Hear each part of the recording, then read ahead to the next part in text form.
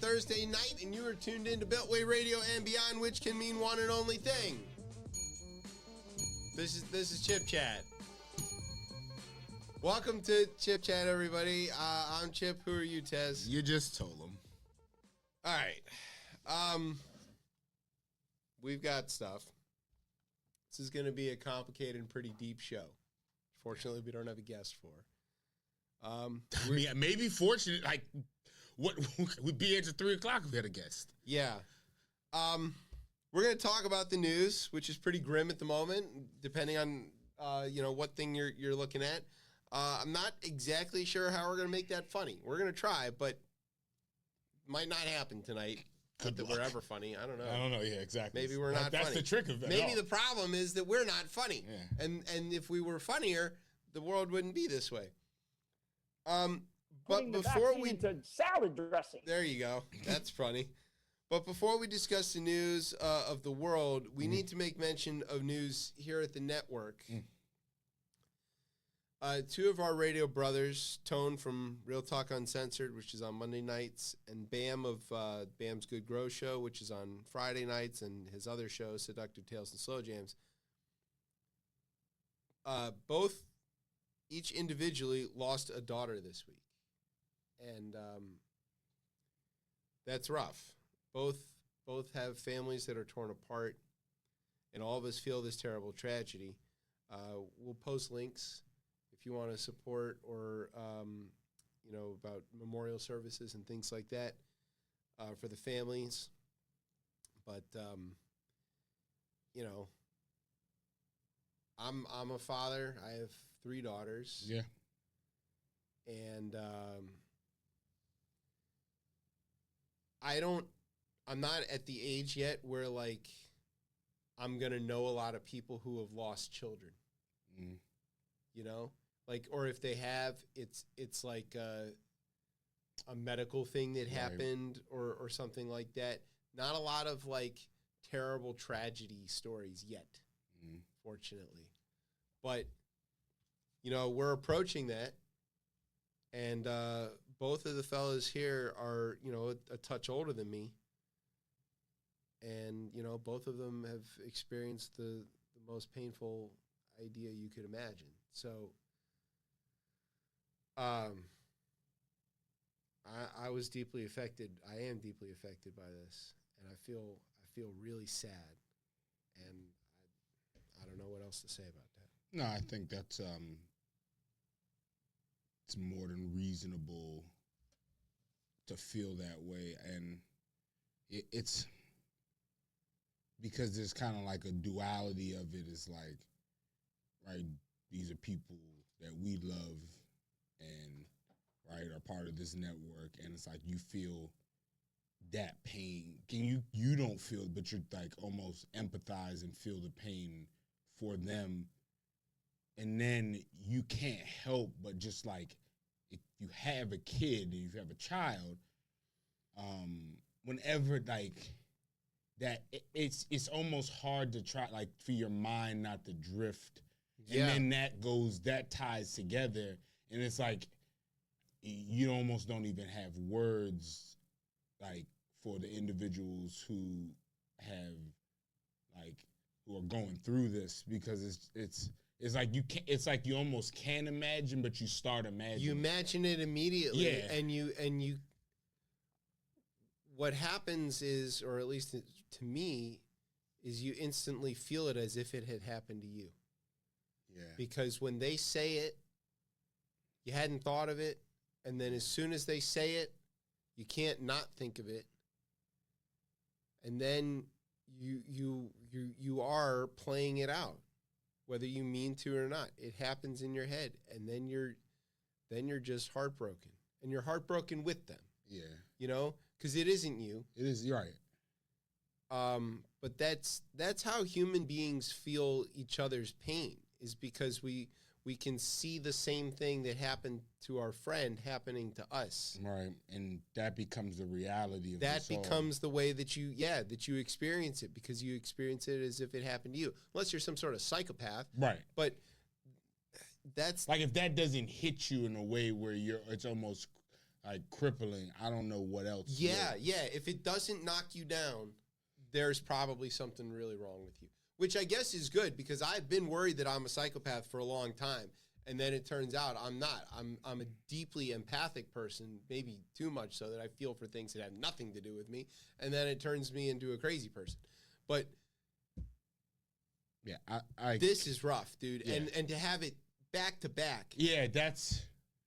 You know, there's no recovery time. There's no, like, ability to sort of right the ship before you get hit with another wave. Yeah, and... You can't, again, it's, we're in radio, and, like, our whole thing is about having words, but, like, I don't have many words outside of, like, I hope that there's a way to, again, somehow, like, beyond like the grief at a point, but right now all you should be doing is feeling, right? Yeah. And like you should be, and I think like that's like the feeling piece right here, and that feeling I would just assume straight despair is like that's like a natural feeling, and I also hope as well too, like obviously it's the network family here, but like I hope that there's like support group, because like I think that's very important in times like this as well too. Yeah, like, just have somebody to come sit with them. Yeah, sit with that family. Like if you know somebody's going through loss, like you can offer to bring them food. That I don't know if it's everybody does that, but certainly in Jewish culture, our first reaction is to feed them. But also, we're taught anyway about going to sit shiva with the family. You go and sit there with them. You don't do anything. You don't say anything. You don't play cards. You don't do nothing like that. You're just there to be there in the same place. Yeah. And there is this idea that if there are many people sitting there with the family, that spreads the load. Right. And that we can all help lift a little. So, you know, if that's an opportunity, if the family's willing to have that, I mean, that's a thing that you can do. But other than that, man, I just don't know what to feel about that. Yeah. And it's like, we think of like our brothers on this like that because that we know, but then like there's an extension that we just don't even know. So like to them as well too, like yeah, and people by way of like I don't know, it's like that's a piece as well too, because like there's like we don't have any comprehension of like how deep that goes. You like, don't know how many people one person touches. You know? So, yeah, that's just a brutal, like, back-to-back. It's tough. Sledgehammer to the head. Yeah.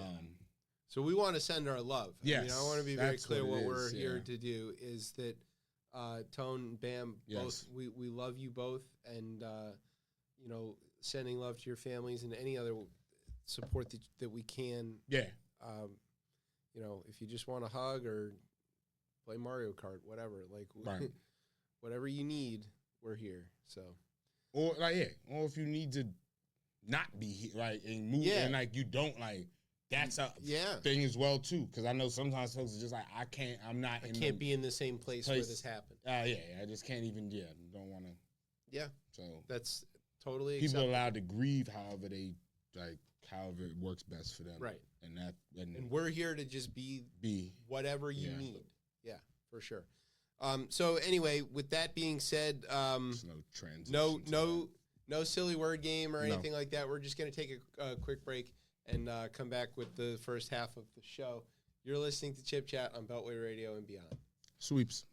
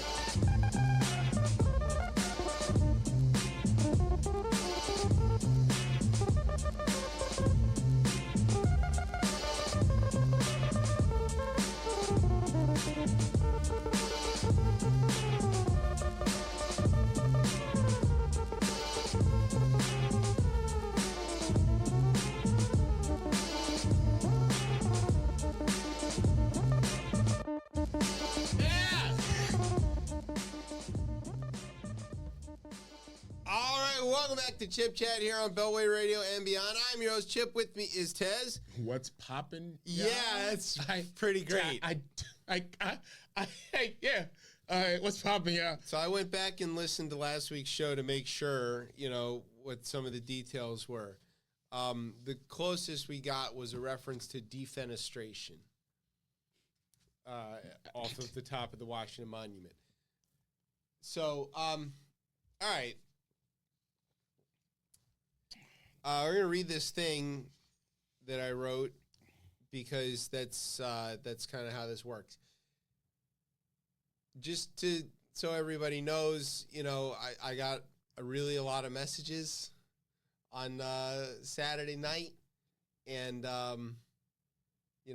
including from you fellas. and they were all sort of mostly the same thing.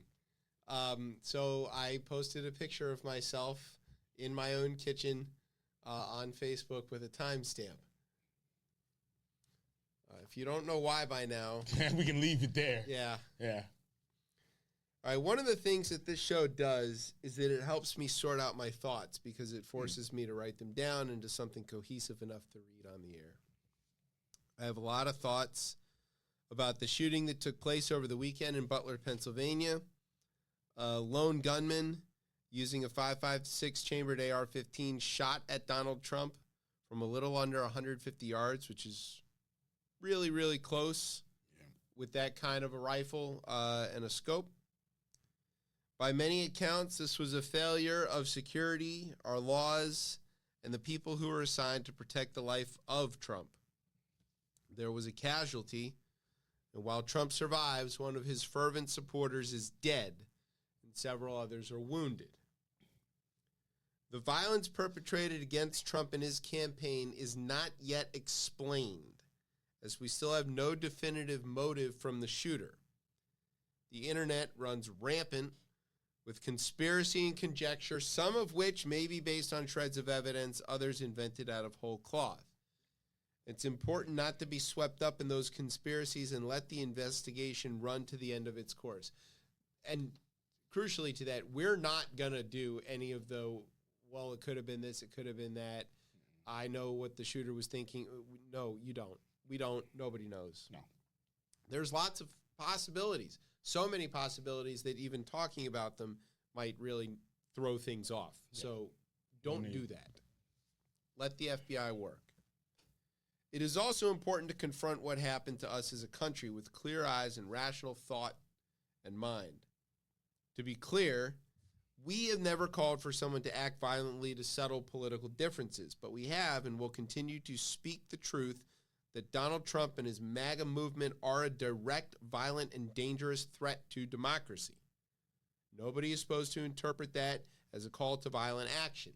Labeling the threat is about reminding people why their vote matters and why it's critical that supporters of open, free, and fair elections put aside any and all concerns and unite behind the Democratic nominee, whoever that is. And tonight, it's getting increasingly chaotic. A man is dead. A former president is wounded. Neither of those facts alone change anything about who those people are or were. Just because someone is dead or the recipient of violence does not make them automatically good people. Bad, dangerous, and racist people are sometimes the recipients of violence. We would prefer that nobody suffers. At times, consequences are made by the very people who then experience those consequences. Donald Trump is a threat, a promulgator of violence, a fan of the fire of political unrest, and actually attacks this country all the time. That he may have been the recipient of that which he created is not a tragedy, it is a consequence, and there is a difference. The man who died, supposedly shielding his family as the shots rang out over the fairgrounds that day, was a volunteer firefighter and by many accounts a brave person. He saw his life as one of service and help. He saw himself as one of the good guys. He also was attending a Trump rally, and, as we will discuss later, seemed comfortable, at least on social media, with supporting violence against others, many of which he would never come into direct contact with. You know, if you are somebody who has dedicated your life to helping other people and saving their lives, to engage with somebody who is directly speaking about rounding up and deporting children, those two things cannot coexist unless you are bifurcating your mind in a very, very profound way. No, they can easily coexist because they don't look.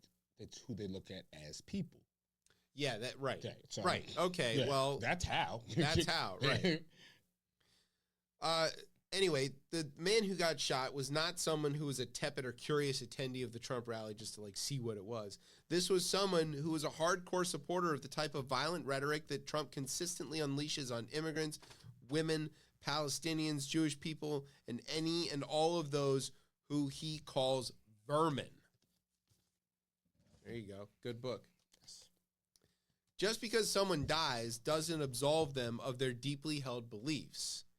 It is possible to be sad that a family is missing their father and husband and also acknowledge that he was a participant in a violent culture that could have led exactly to these consequences. On this show, we have often talked about the wish that something drastic would happen to those who seem unaware of their behavior's outcomes as it relates to others. Sam Alito and John Roberts disregarded the harm caused by granting blanket immunity to a president. They didn't seem to acknowledge or comprehend that fact through the legal argument process. So if a new thing of their own making happened and they found it unpleasant, that is their consequence. It's not really possible for me personally to feel sorry for Trump in this instance. I can feel worried, I do feel worried, that the Secret Service failed so spectacularly at their jobs. I can feel worried that the ease of availability of these kinds of weapons makes so many shootings so much more likely, this one included. I can feel shame at the glee that I felt when it first flashed across my phone. Trump shot. You're mad. I'm not. You're I'm not. But I'm not. I know. Okay. I continue. I mean, you're honest. That's honest. Yeah. That's very honest. Glee is kind of crazy. I don't have a better word for it. I mean, I smiled. Wow. Because I was like, you know, and then I was, you know, what's the surprise face, whatever. I was like, surprise face. But Trump and his supporters are the people who made that gun so easily available. Trump and his supporters are the ones who speak in violent rhetoric and push ads in which they shoot at their opponents.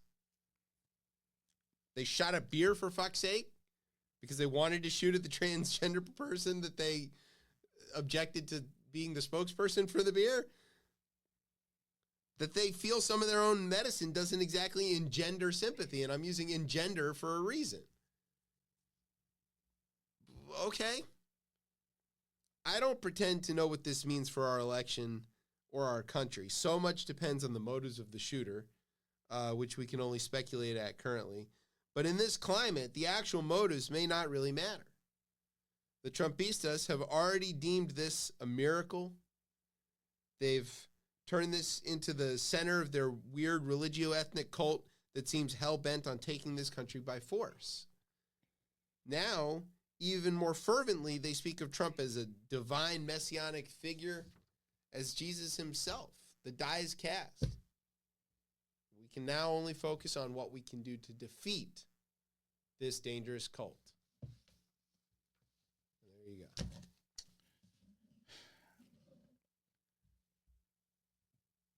Throughout, what is it? All right, so January 6th, I was asleep. I woke up to that. This, I was also taking a nice nap. I feel like the Nationals had just came back, and who did they beat? On? It was in Milwaukee. I think I was watching that, and I was like, all right, time to take a nap. It's Saturday.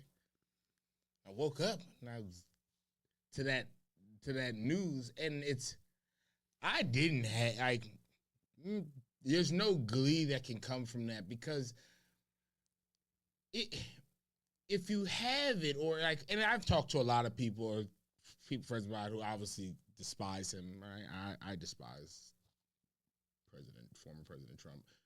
But if you believe in like the whole concept of like the nation state, right?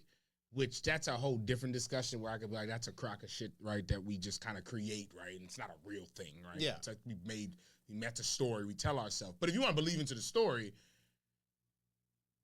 you almost can't, like, I said this about Haiti as well, too, when their president was assassinated. And I was like, it's not good for the story when this happens, right? And this is I think one of the troubling things that I heard in the coverage on this was like, oh, this doesn't happen here. Yes, it does. And Biden corrected What? that. But his initial statements was like, yo, this doesn't happen. And I was like, wait, we're famous for that. Yeah. We're legitimately famous as a nation, like, for doing this. For shooting at presidents. Yeah. Yeah. That's the thing. But for recovering from it, too. And that's the thing. It's almost because, because that ties into a lot of things, right? It ties into our Constitution and the Second Amendment. We're a stable, government where the act of violence against a head of state is shocking, and that it usually causes the country to unite. Yeah. But this is the first time since Lincoln was shot that the person who is shot at is that divisive a figure. Yeah. You see, when Kennedy got shot, there were people who were fervently opposed to him, but not that many. It was Kennedy was a very popular president. Yeah.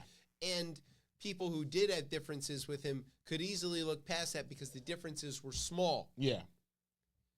Obviously Lincoln had an entire half of the country opposed to him. Yeah. But in his case, they were opposed to him because of his cause that was just. Here we have Donald Trump, where half of the country is opposed to him, and it is because his cause is fundamentally unjust. It is fundamentally anti-justice. Yeah, and anti-democratic. And I think we can say that. It is against the fabric of the country. He wants to unravel the fabric of the flag itself. I mean, David from the Atlantic just wrote a beautiful piece on Sunday around it. And it just like his last paragraph was about. We're praising David. I know, right? But he just wrote, it was just a beautiful piece because that last paragraph really spoke to that. And he was like, we have to be able to look at this on two ends, right? And be able to say, like, yo, and especially when it's domestic, that almost as like the idea of the nation, it's like the internal nation is not, when it comes abroad, okay, like, all right, we know we've heard about the Iranians, right? Yeah. But there's other things, like, if that comes, whatever. And like, if that happened as well too, and call me crazy. You watch the Unity, it would be immediate. And you know what it is? It's like, yo, all right, it's war. And this is how this country does that. It's like, oh, what? It is war. Wait, it would be 100% immediate. And Tehran in a second. Biden is coming in. He would have done it in an instant. So all right. Let's because I want to kind of focus a little bit, right? For the actual shooting itself, right? One thing that's undeniable and that is almost kind of insane to him as almost a showman is. He knew in the his moment. His presence right away, of mind. Get that fist up. His presence of mind in that moment, when you watch that, and once he realizes that he is alive, yeah, it is it's something. He's a different kind of guy. Wait a minute. You don't think that you would think to do that immediately? Yeah, I mean, but he understands the moment. Like, not every I would have done it. That feels like the instinct. I think, but we give that, like, some people could cower on that, and that could have just, like, again, this is from the rally to all this around, like, everything around that, the fear in them people's faces. Some people could cower in that. The man itself, like, it's very striking that he does that. But again, I can look at that and say, oh, yo, this Crooks fucking guy might cook the election on some fucking, like... because he created this image. like that wins the Pulitzer's done. Yeah. Unless anything, I don't know whoever took that photo. There's Doug Mills or something like that. Yeah, like that's the photo. It's over with. That's done. Of the year, for sure. That's done. I think. But then when we tell the story of this, what do we tell? Do we just do we put the photo up and let that photo speak, or do we have to put the caption under that to be like, Donald Trump did X, Y, and Z. Pick whatever like transgression against democracy. It has to be both. Yeah, it has to be both. It has you to can be show both. the picture. If you want to talk about that he got shot, you show the picture of him with the blood on his face or whatever you want to show, and you can say Donald Trump, who unleashed a violent mob on the Capitol and tried to hang his vice president, Mike Pence, seen here after having survived an assassination attempt. But we're not good at novels in this country. We're good at short stories. Yeah. We're good at tweets, at picture books sometimes. Yeah. And I worry because now it's like, all right, when you think through like the whole authoritarian, hey, you are mad, maybe now I'm causing that, but like, I've read enough, I've seen enough, I know enough history to look at what he does and what he says in the playbooks that he's playing by. Yeah. So whatever, I feel comfortable, but like, when I start playing through and I'm like, yo, this is how it quickly happens. This is how. Well, we already thought it was happening quickly. Yeah, but like now, it's like, but also too, brown shirts storming the plaza. This goes back to Ukraine. This goes back to Afghanistan. Does anything move the needle in this country? Does this move the needle? And that's where I'm at with this. Well, yeah, I think we're all sunk in.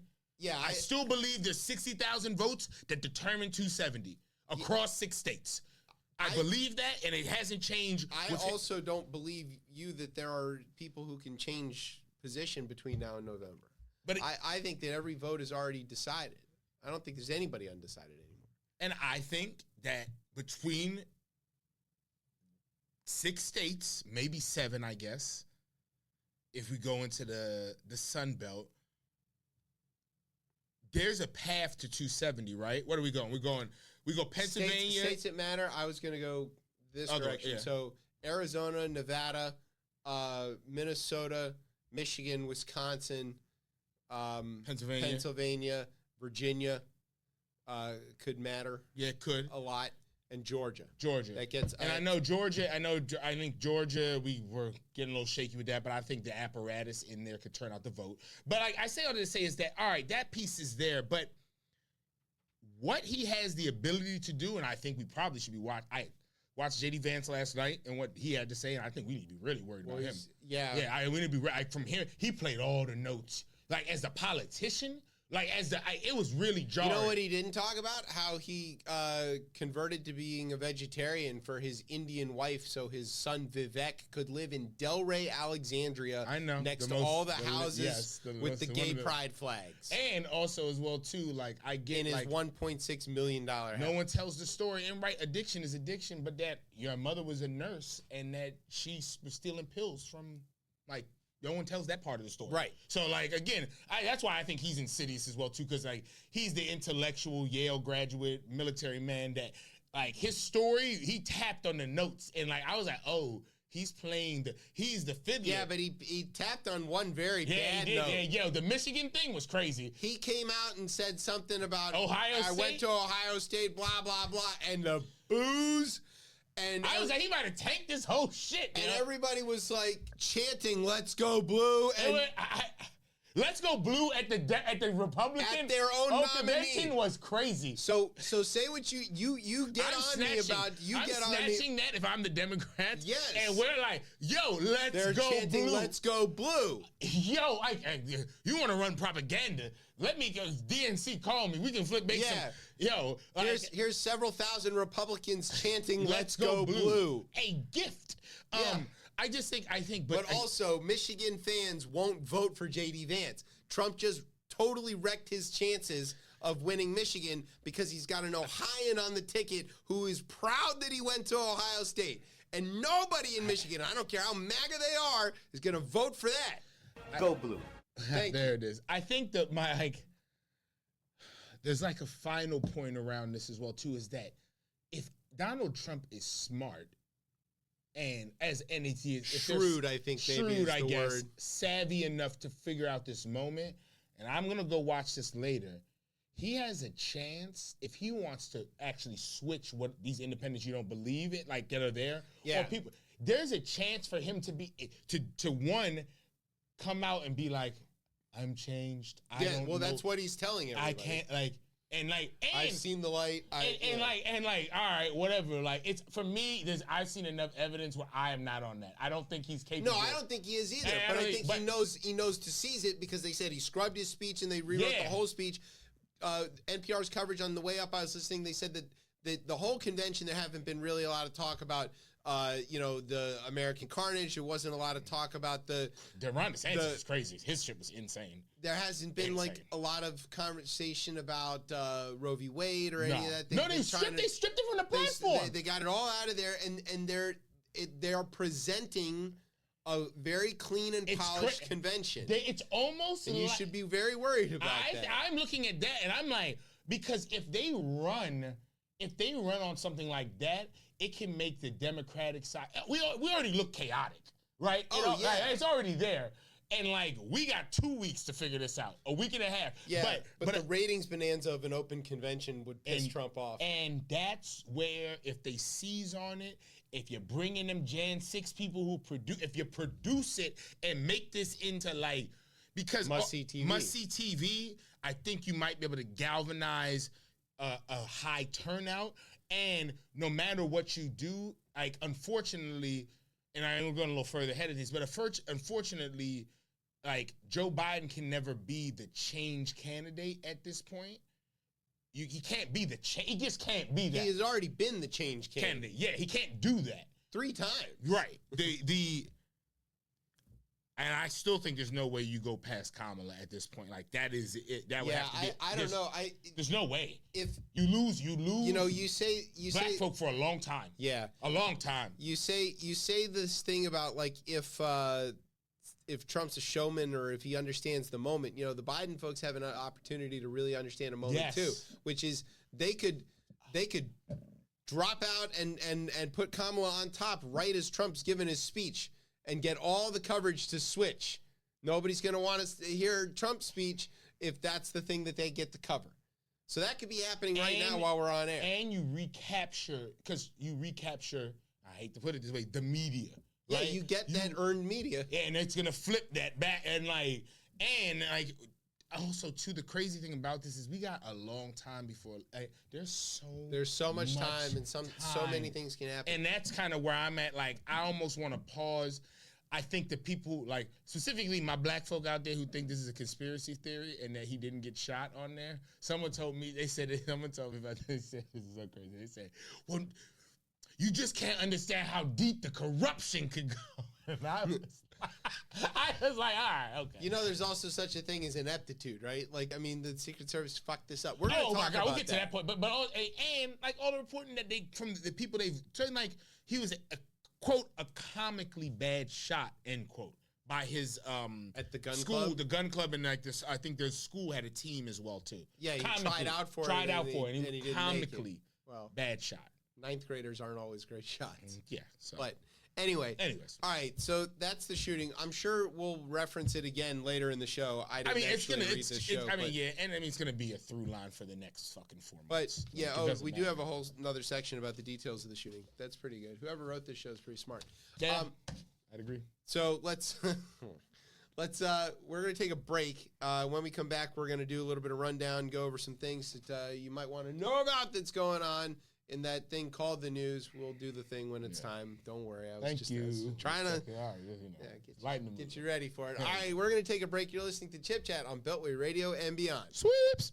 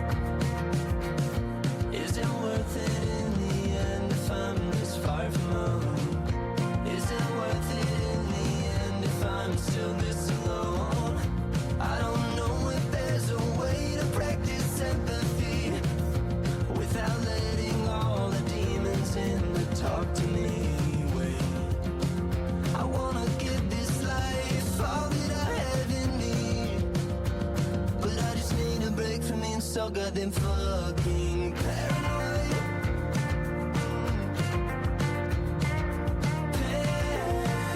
Paranoid. Everything and everyone's out to get me. Nobody's helping me, nobody should let me be paranoid.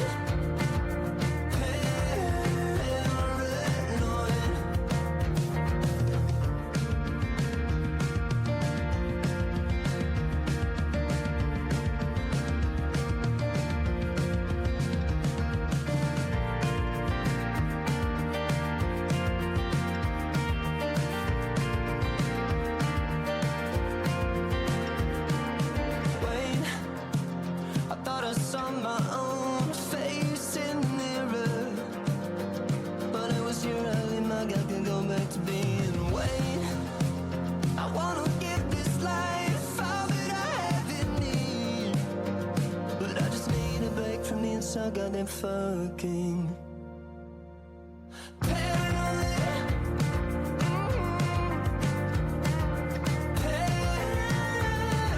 Paranoid. Everything and everyone's out to get me. Nobody's having me, nobody should let me be paranoid.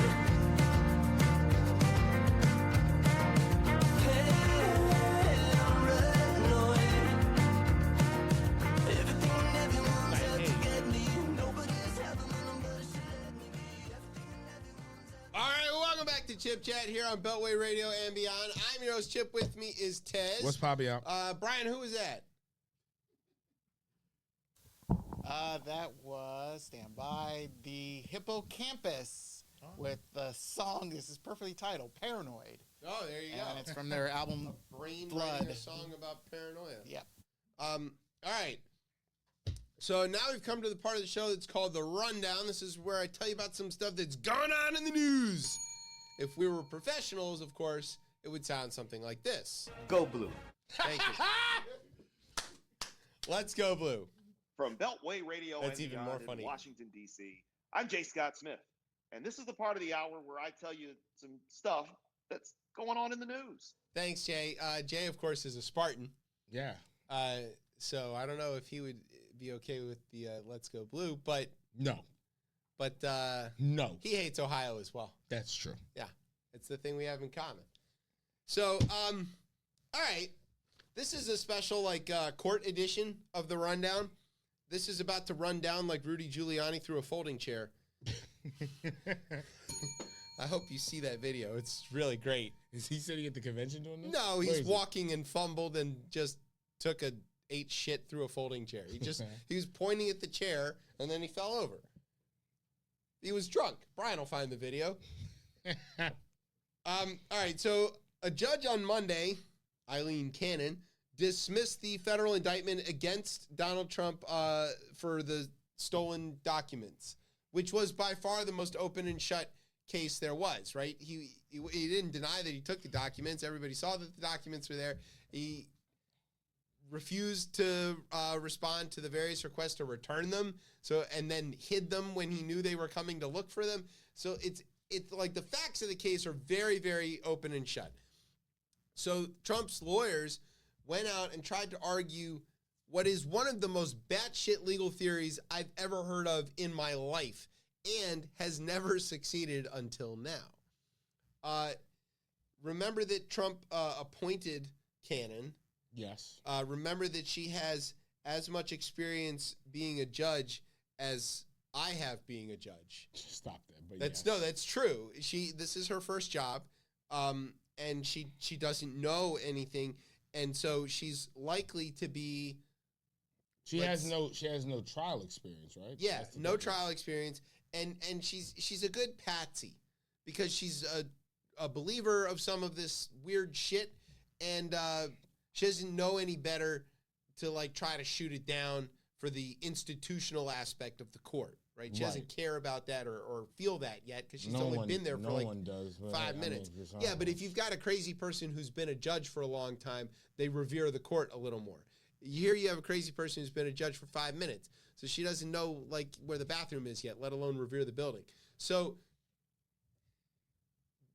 the other thing that happened is that neighbor Clarence slipped this little piece of nonsense that shit, man, into the immunity decision, in his concurring opinion. And I think we have to kind of like, and I'm not gonna say I'm a fucking constitutional fucking lawyer but around the court, when they add those small like opinions to like the larger opinion, like that then gets into the law system, and like it gets, you can use that, like other judges are able to look at that and use that. Yeah, you can cite concurring opinions and stuff, opinions that concur with the majority.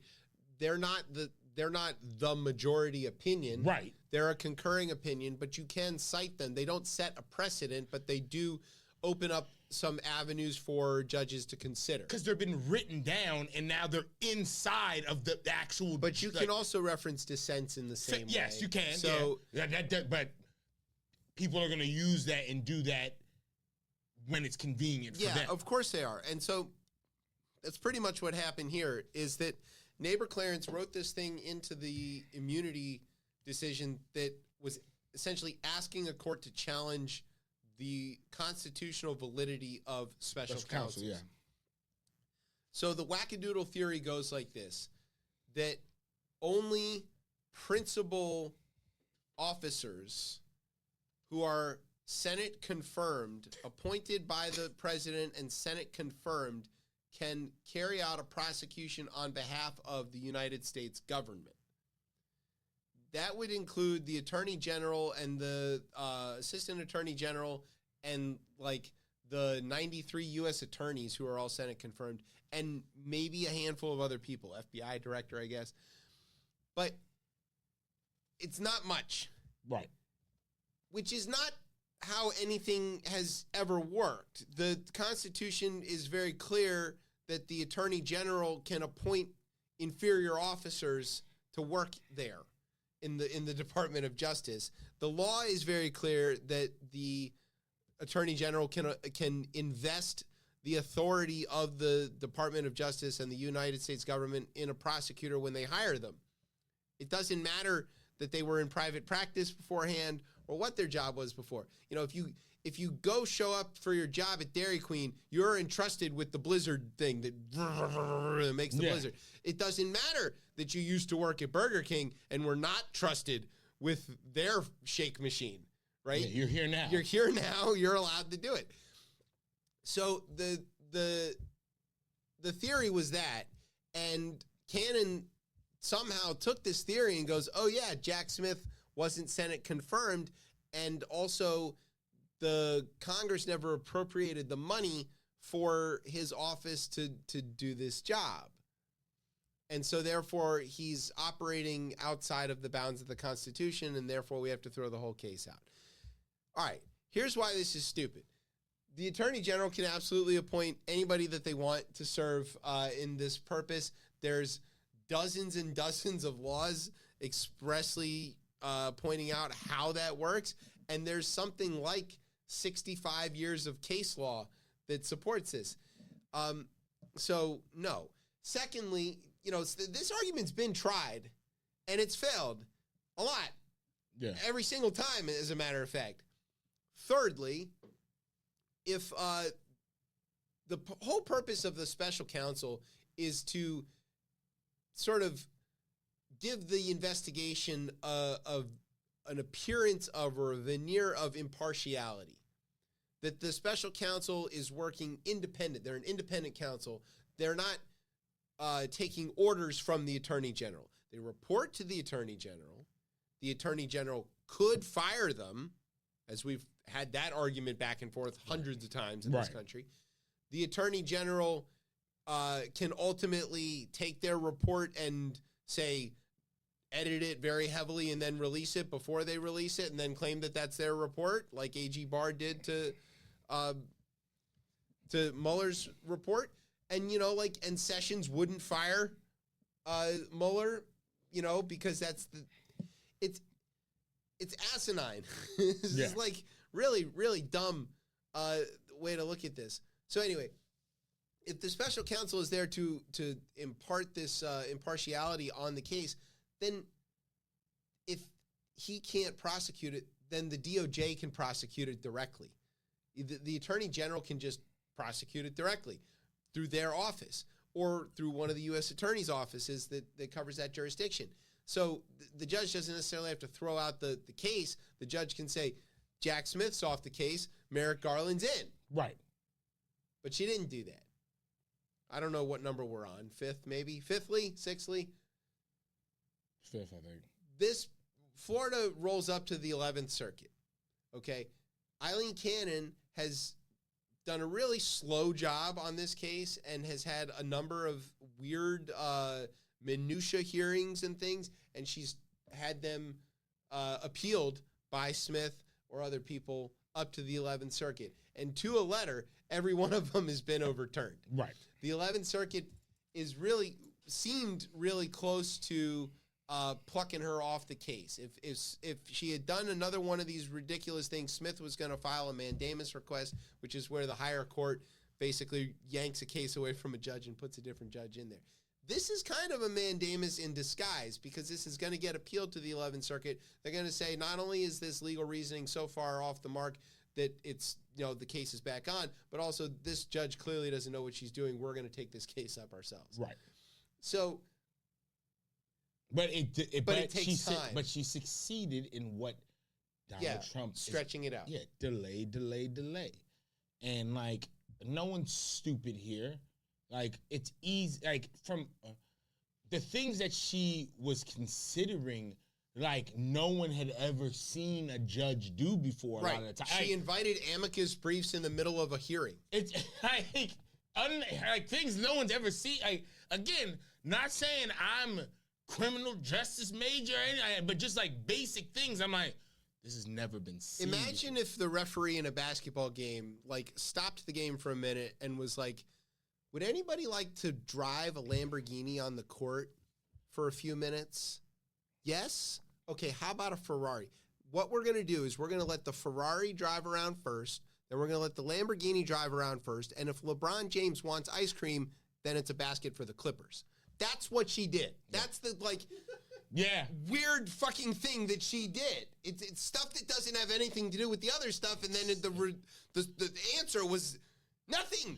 And because the crazy. way our system works, you have to allow these things to happen. Because she orders it, you have to do it. So it's like it's always crazy when the rule of law and democracy starts to play defense.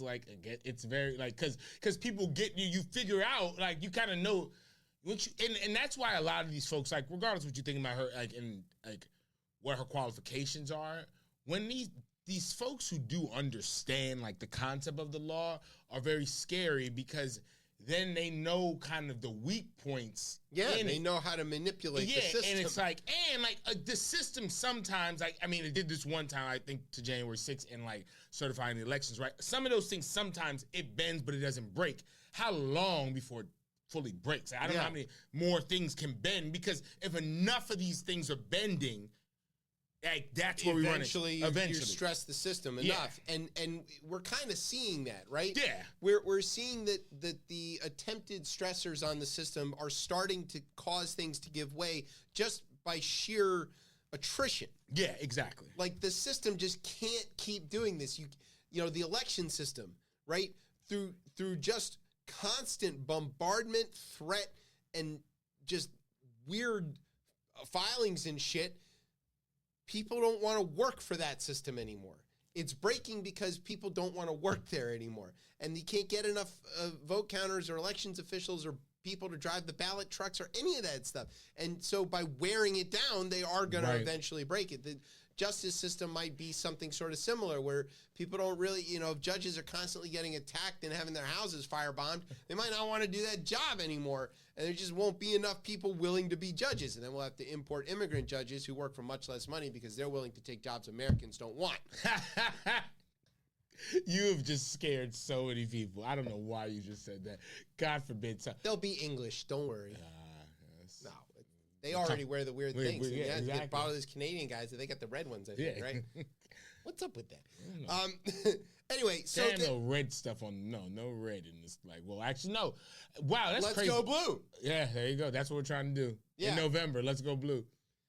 So there's an appeal. Jack Smith, of course, has already filed his appeal or notice that he's going to appeal. So he has to tell Judge Cannon, he's like, look, lady, you know I'm going to appeal this, right? And she goes, yeah. And he goes, all right, well, this is your notice. I'm doing that.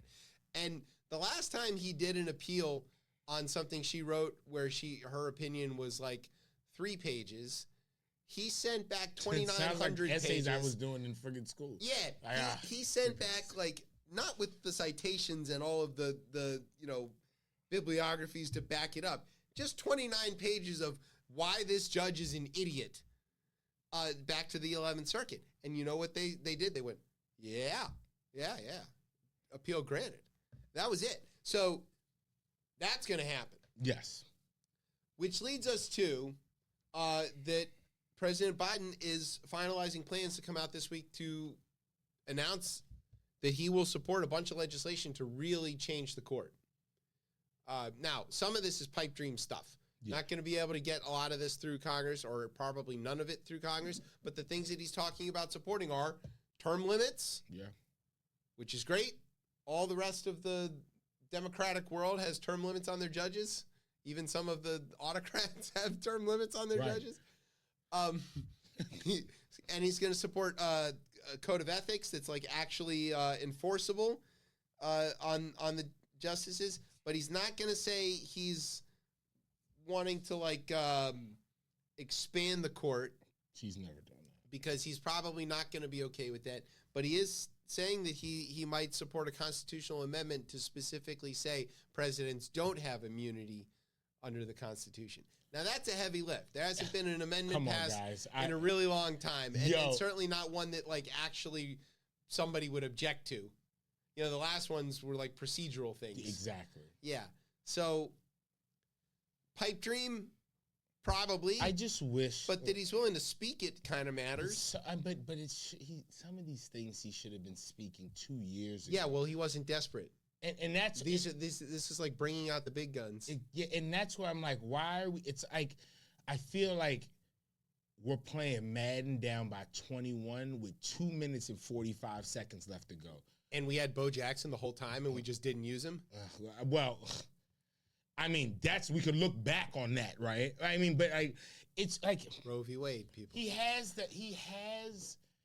the bully pulpit, right? And that, if I had a criticism of his 4 years there, is that even for the things he knew he couldn't get past, he didn't go out and shout about it. Yeah, and again, so like people could easily be like, well, he's always out here and place blame why he couldn't do it. I feel that way about like student loans. Yeah, like the relief. He just did another 1.2 billion today. But like anything he couldn't do, and being like going out there and having other people like in the cabinet as well as in like these agencies going out on behalf of him and selling these things to be like, hey, we're trying to do this. We did this and they struck it down, but I'm going to go and do the tour that I was going to do as the victory. And at every stop, I'm going to go out there and say, I would love to have given you all of this student loan relief, but you see those fuckers over there?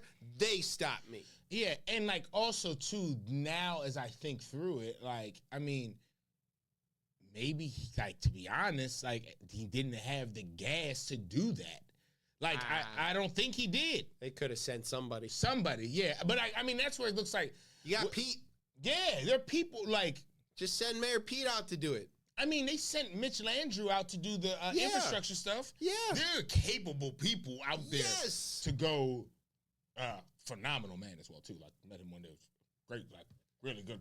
You know, Marty O'Malley's sitting over there running Social Security. He's got time. Go send him out. There are people who can deliver the message. And like also too, ideally when you have an executive that for whatever is older, he is that. The rest of everyone else should have been able to go out there and sell the message, but we don't know how to tell good news. We don't know how to we don't know how to sell Well, Democrats don't. Democrats specifically don't. They don't like. You should have been at every ribbon cutting for the IRA stuff. Everyone in the reddest districts and be like, hey, enjoying that infrastructure, enjoying that new bridge. How do you like that? Did he do that with McConnell in Kentucky? He did do that to McConnell in Kentucky. Yeah, that's more like spite. It feels. He went there. He went there for the bridge that they built across the Ohio. Yeah, but Like he did at the State of the Union, where he was like, "Hey, y'all like all that money, right?" And he goes, "Even some of you are taking credit for it who voted against it." And they all went, "Oh," and he's like, "Oh, you want to give it back?" Could have been out there barnstorming that. Still been barnstorming And that. 2 years ago, again, when like he is like, because like now he's under this, like think about all the stressors like of his campaign. I mean, of his presidency. He could have been out doing that thing as the economy was starting to roar, and then rode it through the roar and never shut up about it. Going to South Carolina and talk about voting rights. Yeah. Going to Georgia and talk Yeah. about, have those ones, like have those conversations, because then you could at least be like, you've used the pulpit to like talk about it. And I think that's the miss, but also too, around some of these other things around the court as well too, he's a creature of the institution. And like, why I've never expected like expanding the court. No, like, even around the filibuster, right? All those things he's never going to do because he's a creature of the Senate. He is a creature of what he understood. He thinks there's a way of doing things. Yeah. Yeah. And he there doesn't- was. There was. Yeah. This kind of brings us to the next thing that we're going to talk about is like, you know, in or out, right? Yeah, So, right. Chuck Schumer and Hakeem Jeffries went to go talk to him separately and with nobody around. Yeah. That's pretty telling. That Jeffries met him at the White House, and they don't Schumer have actually COVID. came down to Rehoboth. Yeah, it's a little worried. It was last week. but- Oh, yeah, it was like, because it just, and it didn't leak out, which is the other thing, till this week. Right. So Schumer, it didn't leak. They told everybody that they had these conversations, essentially.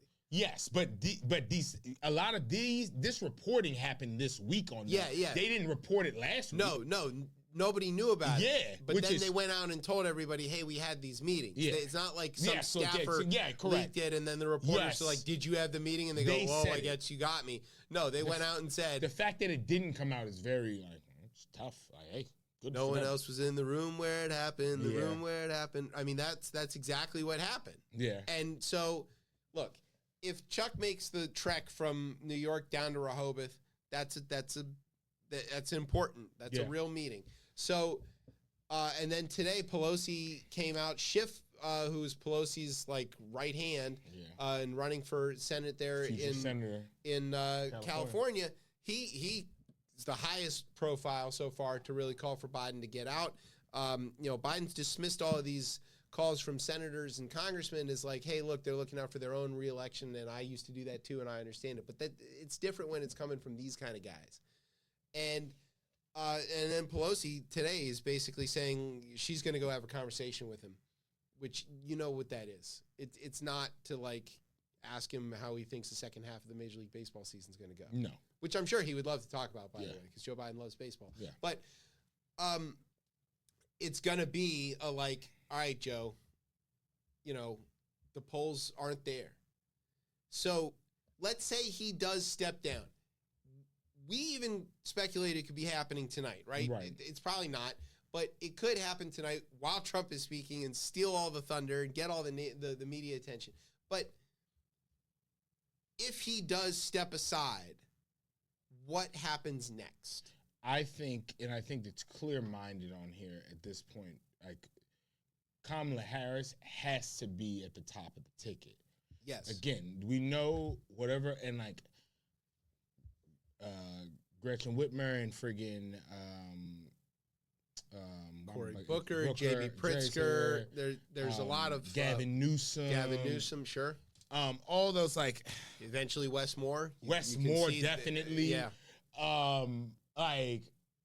Because again, when it comes to playing the game of politics, right? It's that if you circumvent her, you Damage too many key constituencies. and you lose, and this party is done for 50 years. Yeah. So in the same way that Republicans have not been able to recover the black vote that they used to have, half of, Yeah. this would damage the black vote for Democrats in a way where I could see black folks just not voting for anybody for a long time. Because, one party's directly hostile to them and the other one basically took advantage of them for 60 years. Yeah. So, and I wouldn't blame anybody. But then it's like also too, it's like that's not an option either because we have but they could literally destroy Like, I mean, it wouldn't even be. It would also damage the woman vote. I mean, yeah, and it will be a realignment at that point. Like, that's when you probably would really see a strong third party. Yeah, that's where it would happen. Because there's all of the non-Trump Republicans who would be looking for something, and then the disaffected Democrats who felt like they got taken advantage of. And both of them have a lot in common in that they want like certain basic functionality. Yeah, you know, and none of them's like opposed to climate legislation. Exactly. Or none of them's opposed to like, you know, basic social welfare things or expanding Head Start or whatever. Like there's a lot of common ground there. She has, I mean, yeah, she just has, and I think as well. Harris brings those people along, though. Yeah, we were saying off air as well, there's no way for Joe Biden to be the change candidate at this point, right? Right. Like, but. He did twice as Obama's VP, and then again as changing, so really 3 times. But if you put her at the top of the ticket, she immediately becomes the change candidate. Yes. It all switches like that. It's a change of everything. Of everything. And it brings out, you know, what we were talking about was that this election is the only undecided people are people who are undecided about whether they're going to vote or whether they're going to stay home. Yeah. If Kamala's on the top of the ticket, a lot of the people who were definitely going to vote Democrat but are just like apathetic to the whole thing because they think it's kind of hopeless at this point, all of a sudden those folks come right off the couch and they're out there voting. Yeah. And you see the money will probably turn back on. Kamala's been an excellent fundraiser. Yeah. Through all this time and all of her time in the Senate and stuff. So, and she's run a lot of elections and won.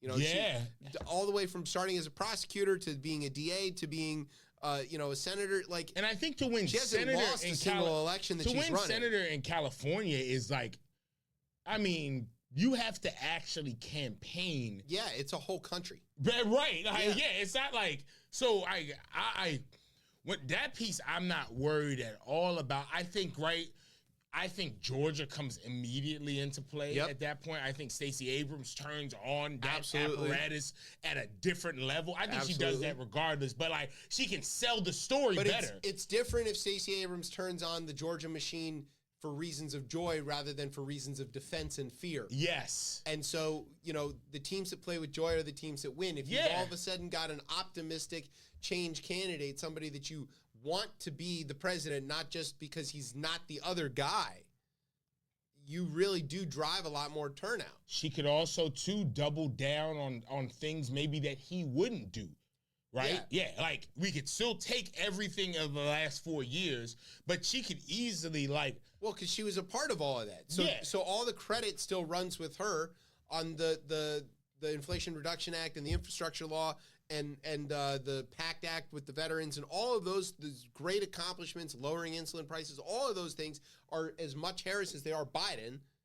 So you just piggyback that. Now, do I trust this country to be at a point where they're electing a black woman to that? That's the question I don't ask. Yeah, so of course. That is the question, right? Yeah, that's why I was hesitant to put Kamala at the top because I don't really think this country is able to do that. But I could say if they did that and we lost, I could then go and be like, hey, you know what? We did what we knew was the right thing to do. It'll console us in the camps.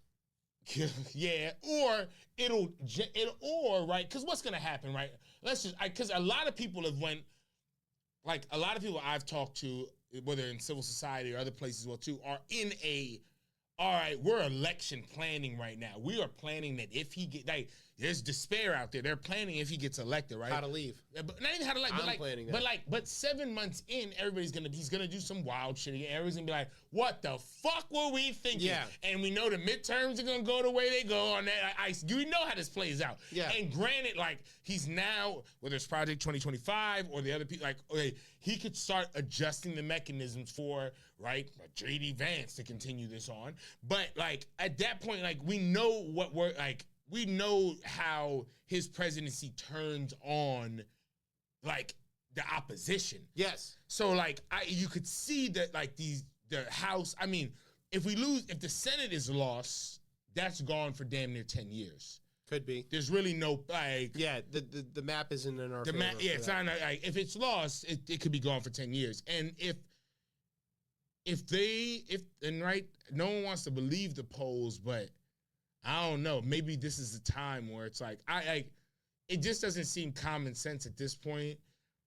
Do we have polling data that shows how well Kamala does against Trump in key swing states? I think I'm sure there is. There is polling data out there. I think from the last that I heard is that there wasn't a measurable difference at this point, right? But I bet there's an enthusiasm jump. And for me, yeah, it's like, all right, for now, but once it happens, there's gonna be that first. Yeah. And then also to the convention becomes something. The mechanism for then the convention becomes something that everybody really wants to watch. Yeah, that becomes not to watch for fear that Biden's going to slip up, exactly. but because they want to watch to see the mechanism of this and the excitement of it. And who in a few weeks comes out and grabs the reins of like, all right, let's say it is Kamala, and right, she gets us through, and then who grabs the reins to either become a vice president option or become the new I think Barack Obama is a once in a generation politician that you'll never be able to recreate. At the timing, financial crisis, all those things, that's it. But think about the forcefulness with which Obama will come out. Yes. To support and what that drives. Like, is there anybody in the Democratic Party that goes on there and gives a keynote speech that we look at for the way we looked at Obama's 04 speech or whatever? Yeah, is there, because like there's a deep need for that right now. Yes. There's a deep need for that. I don't know. I mean, there are rising stars. There are, right? yeah. And you see them in Carolina, you see them in Pennsylvania, see them you here see in them Maryland. in Maryland, with Wes Moore. There's people around who did like what Beto did, sort of, and like really rally some people and stuff. That Michigan's full of these kind of people, and they're Jasmine Crockett could be the one. Yeah. There's some real stars around, and if Biden clears out and puts Harris at the top, then it really does clear the field for this whole thing to kind of flip over. The election, Biden and Pelosi and Schumer can all ride off happily into the sunset, and Jeffries and Crockett and Schiff can come right in behind them. The election can't hang on his every cough. And right. that's we're where all, we're at now. All nervous all the time. And I feel it too. And I'm like, this is so dumb.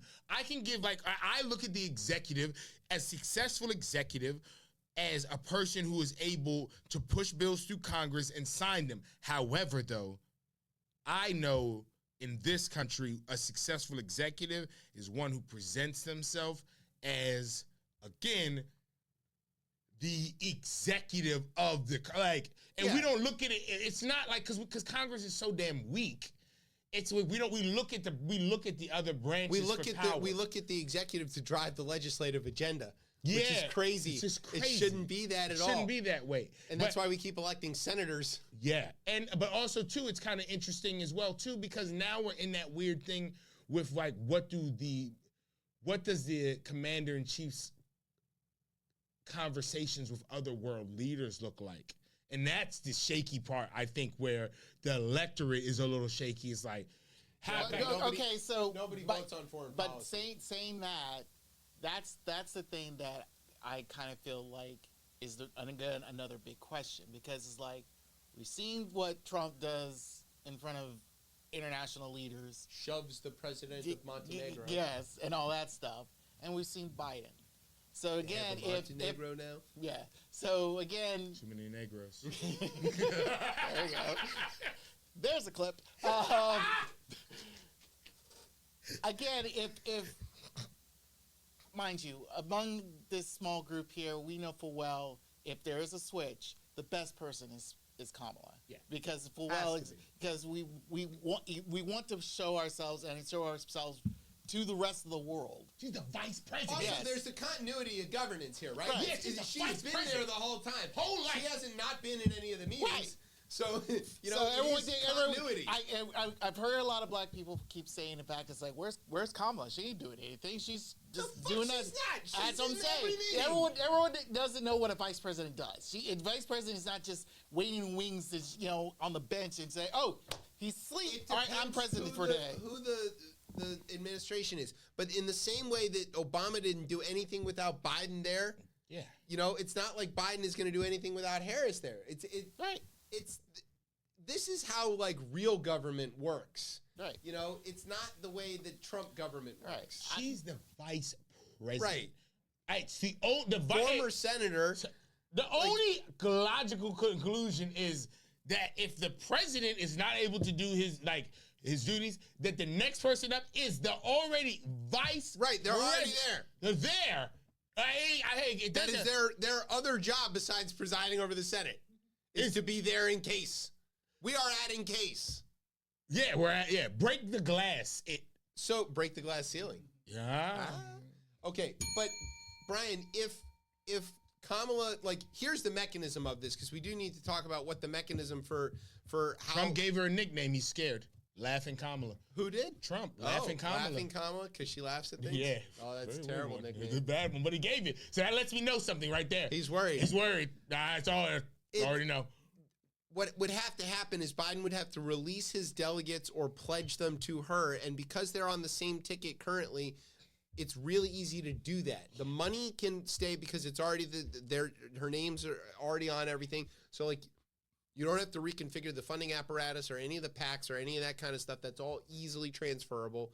It's all the same ticket still. And then you just have to, Biden would drop out and somebody else would be added, but Harris would be the constant. So therefore, the corporations all still exist, the LLCs, blah, blah, blah. But I think the delegates thing kind of matters, right? Because then Biden has to technically release his delegates, and then they have to vote.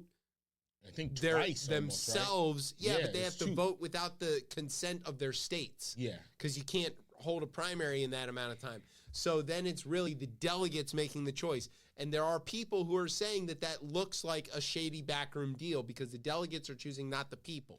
Isn't that the whole smoke-filled room shit we used to do? Until fairly recently. Yeah, like... States did things in smoke-filled rooms with conventions and caucuses, and then the actual convention until 1968 was basically this.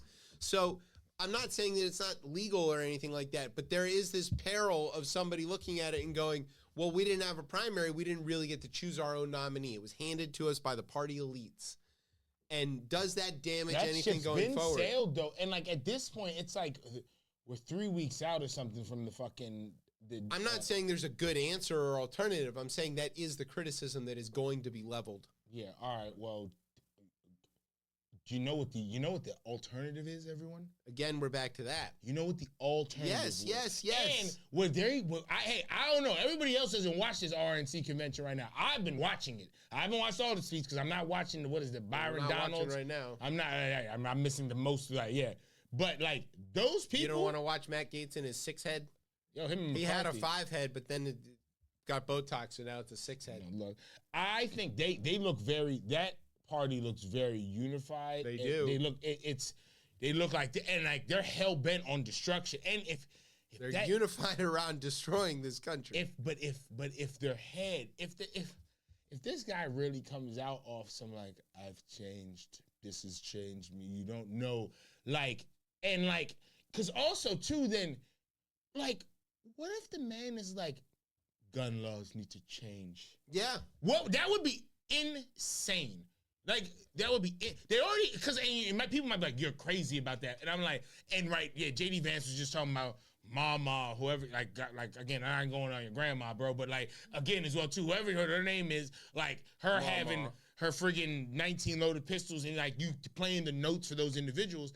But like, if Trump comes out and tells people guns are bad and they need to be controlled, do the people fall as much because they're in the cult, or do they snap out of it and go, wait a minute, hold on, because if they stay with the cult, then it's like, then we get gun laws, and that's great. And then it's like, then people are like, hold up, how do we use this man? Yeah, like, what do we got to do to finesse him into the next thing? Does this man exactly? Because then does it become like is this maybe it's been a deep fake end run all along? Because again, Trump just ran and destroyed the country for 4 years just to get you idiots on his side, and then he's gonna flip around and be like, free school just for all the children. And I don't believe that, but I'm like, if even if he chooses to do a modicum of that, right? If he goes on this unity type pledge, personally, I think him and Joe Biden need to go on TV as a nation thing, when it goes back to this whole, I think they need to go on TV and be like, hey, The way Clinton and Bush. we ain't really doing like, hey, it's gonna be heavily scripted and all that type of shit. But like, just to do that, because that would bring down the temperature. Bill, Jeff, and W really did a long time doing that shtick together, and it raised a lot of money for a lot of good things. Yeah, like, because at this point, maybe maybe that happens. I don't have a lot of hope for that, but like, there's an opportunity, and this man doesn't seem to miss his opportunities. Yeah. He doesn't seem to be there. He could be there. It very well could be there. But Kamala Harris needs to be at the top of this ticket. I mean, that's point blank, period. So at this when point. we post this episode, tell us in the comments who you think should be the VP under Kamala, and don't say Doug. That's too funny. That's it. It could go from second gentleman to VP. Yeah, we need a. So I'm seeing a clip of Trump, his speech. He's honoring the guy who got killed at his rally. Of course. So we gave him, but before that, he was mentioning about how much donation money he was getting. So it's Of course he was. I mean, okay. I need to fight the corrupt Alan Bragg in New York City, where I used to live. Not many people know that. I mean, hold on. I hate New York. This is my thing as well too. I mean, the man played golf the next day after this as well. He too. can't help himself. He's everything. And I was like, that he and is. in my mind, I was like, that. I wonder if he called the people. He didn't. That's we're going to talk about that later. So here's what we're going to do. We're going to take a break. When we come back, we're going to talk about the details in the aftermath of the shooting, and a couple more things that we want to talk about that aren't necessarily great, but we do need to talk about. And then we're going to end on an uplifting story. I promise it's going to be good. You're going to have fun. We'll dig you up out our grave. Yeah, foreshadowing. Bruh. You went way to the deep end for that one. All right, 6 feet or 12. Depends if you double up. All right, we're going to take a break. We'll be right back. You're listening to Chip Chat on Beltway Radio and beyond. Sweeps! The caravan of mostly Central American immigrants is now in the Mexican city of Guadalajara. I don't like them putting chemicals in the water that turn the friggin' frogs gay. Do you understand that? Turn the friggin' frogs gay. Shit crap gay. Frogs friggin' frogs. It's not funny. I'm gonna say it real slow for you. Gay. Frogs.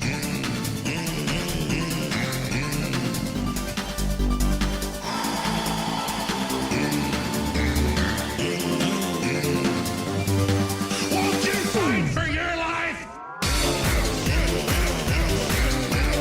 Gay. Frogs friggin' frogs. I don't like a frog. Gay. Friggin' frogs. Frogs. Friggin' frog crap. Won't you fight the frogs? It's not funny. I'm gonna say it real slow for you.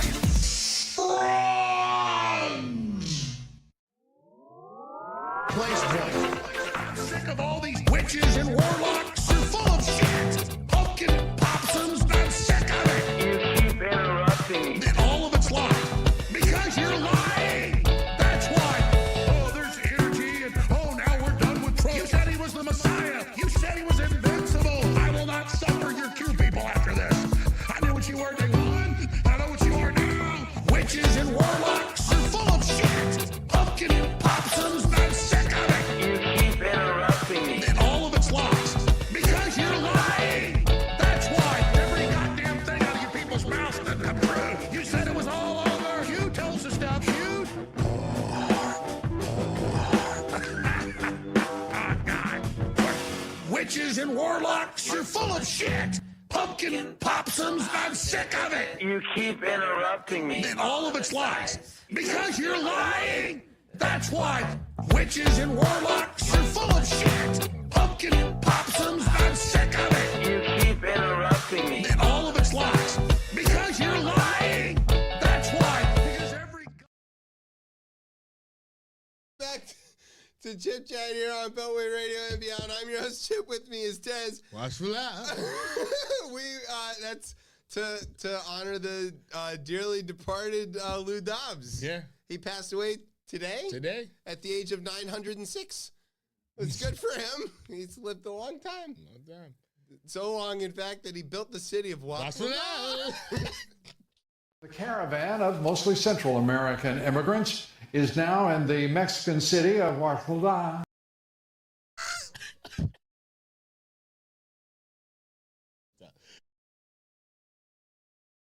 The caravan of mostly Central American immigrants is now in the Mexican city of Guatemala.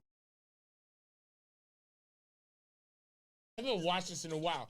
I see where he looks to the and He's not sure what he's reading. Say, hold on, because I guess he's seen further into the teleprompter or whatever, and it's like he looks down at something like, "Do I have like a phonetic spelling or something?" Yeah. Help. And he's like, "Mexican city, watch for that."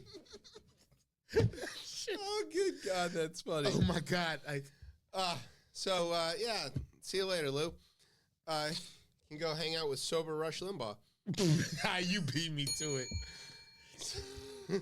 Speaking of which, in case anybody's wondering, Tez already was clowning me for drinking fake beer.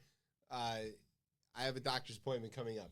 The last time that I drank any beer before a doctor's appointment, even though it was a couple of days, 3-4 days before, they tested me and they're like, "Oh, your liver sucks. We have to like run a battery of tests on you," and then I couldn't drink for 2 months. Yeah. And that was a terrible mistake. So I've learned to take my penance on the front end, essentially. Yeah. And suffer through a couple weeks, and then I'll be all right. Okay.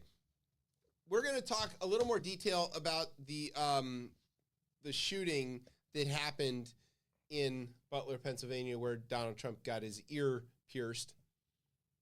It's like going to Claire's. Call me, maybe. Yeah, we're going to get to that. So the first one is we did talk about that, like, dead doesn't mean good. Yeah. The guy who got shot, his name is Corey Comparatore.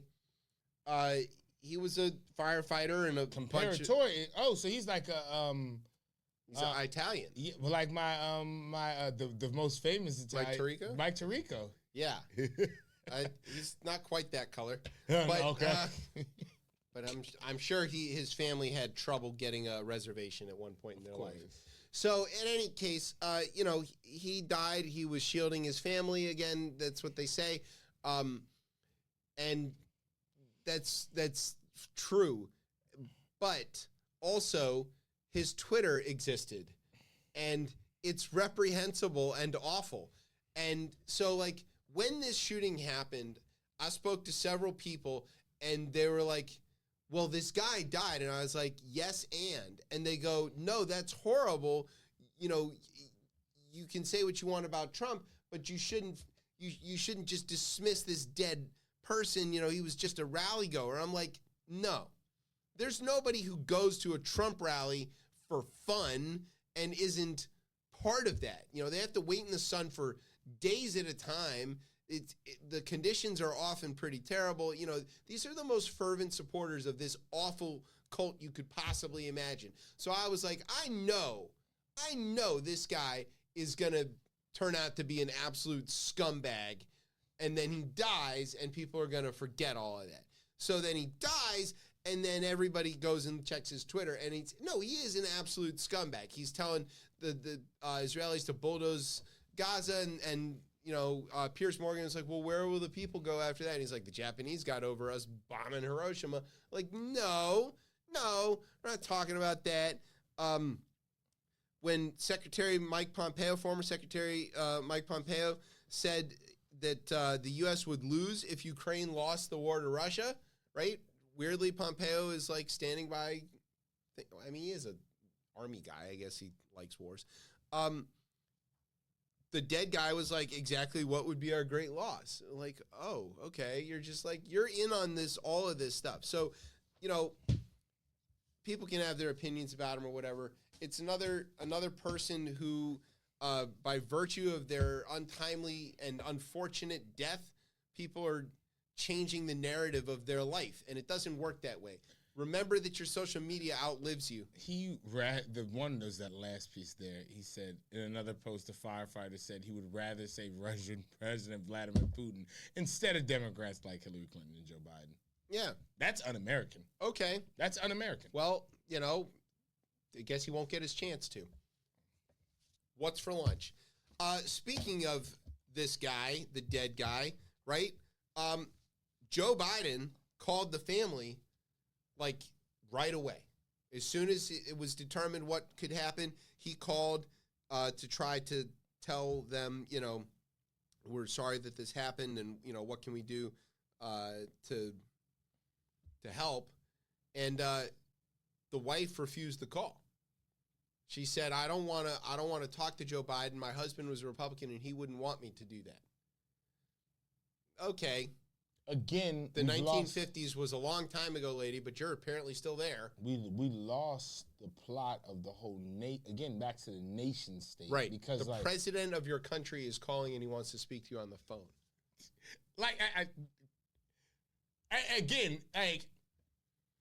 And specific for the reason as well. The reason he's calling. Because, all right, you might say an athlete is going against the nation state because they don't want to go for a White House visit. But that's some bullshit. It's a game. Yeah. There's someone has died in an act of violence. National tragedy. And what? We're not picking up the phone for the president? Right. And if Trump was calling somebody for that as well, too, I would say you should pick the phone up. Yes, you should pick the phone up if the president calls. I mean, this isn't like, you can, I don't know how to interpret this other than another act of political violence. I mean, essentially is you could say, look, I don't agree with the man on anything, but he called to talk to me as a human being and, with the power of the office, and he still took the time to call and check in on it. And I disagree with his politics vehemently, but he was a understanding, caring individual when he called. You could say all of that. Or you just go like, no, fuck him, I'm not picking up the phone. But you know who else has not called that family? Donald Trump. Hasn't called them. And that's been confirmed over and over. The papers kind of really can't. Last I heard, the office of Trump called, not him. Yeah, right. That little desk in Mar-a-Lago. So it's one of those things where it's like, he can say he's changed if he does say that, but he hasn't. And here is this thing. Like, we're not asking you to do a lot, man. We're asking you to call and be like, yo, I hear your husband took the bullet that whizzed past my ear. I'm really sorry about that. Is there anything I can do to help? Where should I send flowers? Anything. You want to cuddle? Nothing. He didn't do anything. He just... Go snatch a vase and some flowers from one of your friggin' properties. Right. Send that. Well, they're only painted on one side because they're meant to just stay up against. There's a funny story of Mike Short and his wedding gift from Donald Trump. Yeah, from Mark Short was a gift from Donald Trump, and it's like a vase from one of the hotels. And it's only painted on one side. Yeah, that's how we know that. So, the papers were shocked that Trump hadn't called, so they keep calling and checking with the family every day, hey, did he call you yet? And they're like, no, he hasn't called. She said, I don't have any ill will towards Biden. He didn't do anything to my husband. A 20-year-old despicable kid did. That's actually... That's a fair take. That's more than I expected, actually. Sheesh. That's correct. That is correct. And I guess as well, too, you got the right in this country not to speak to the president, right? Yeah. Because it's just kind of, it's kind of ass backwards in the whole concept of all what we talk about here. Yeah, I don't think that people who go to Trump rallies or the families of people who go to Trump rallies are aware of what a nation state is. I don't think they understand. They've not read Cardinal Richelieu. But they do in a weird way. No, they believe in an ethno-state. That's true. I guess that's which is the opposite of the nation state. Yeah. Right? The idea of the nation state is that we're American by dint of the fact that we live here. That's the thing that ties us together. It's an idea. We are a nation. Doesn't matter where you came from, e pluribus unum, whatever. Right. Whereas the ethnic state is like, oh, we are the same kind of same blood. The same, yeah. It's a state that's based on ethnicity, based on blood, and it's not based on the borders or the ideas or anything like that. And that's what the Trumpistas seek to establish, is a white Christian ethno-state, and that doesn't go to church. Speaking of which, the other thing to talk about with the shooting is the massive security failure that allowed this to happen. So Trump was shot by somebody with a AR-15 chambered in NATO round 5.56 from a little under 150 yards away. by most counts, if you ever fired this kind of a gun or talked to somebody who has, this is considered like gimme distances. If you were shooting at targets from 150 yards, you better hit, especially with this gun. Has like no kick. It's really easy to fire. It's very comfortable. You know, there's a lot of reasons you should be better at it. This kid was out there with a rangefinder. He knew the distance. He had the scope. But there's some other details about this. One is, a thing that you should probably know is that the Secret Service plans these events way in advance, and one of the ways that they do that is they partner with the local law enforcement to work out certain things. It's the only way to do it. It's the only way to do it because the Secret Service would have to be huge otherwise. So they roll into the local area way ahead of time. They do a lot of preliminary checks. They scope out the area. They look for any potential risks and threats, and then they press the local cops into service to do things like route traffic, be a physical presence, patrol, monitor. They tie into their communications, you know, so they're really piggybacking on that. When they got to Butler, they were like, hey, we need you to station people here, here, and here, and here. And the county cops were like, we don't have that many people. We've only got 6 officers or whatever. You know, they can't all be in 20 different places. And the Secret Service was like, yeah, don't worry about it. It'll be fine. It wasn't fine, right? Another part of this is the building where the shooter was. Again, it was close by, but it was outside of the perimeter where they were sweeping people with metal detectors. So if the perimeter had been widened out, they would have been able to stop this from happening, and they would have been able to secure the area more, but they didn't do that. And the only thing that comes to mind to me with that is when January 6th, and he's on the ellipse, and Trump's like, take down the metal detectors. And they won't do it, right? But he's like, take them down. They're not here to hurt me. And so he was fine with people having a bunch of weapons really close to him because he trusted that they weren't there to hurt him. I think there lies, and I think that we haven't gotten here sooner is kind of miraculous, because as I think through this, and I think I've thought to January 6th a lot about this, I've thought to his response to the taking down the ability to check for weapons, right? And his response when they couldn't bring him to the Capitol. Right.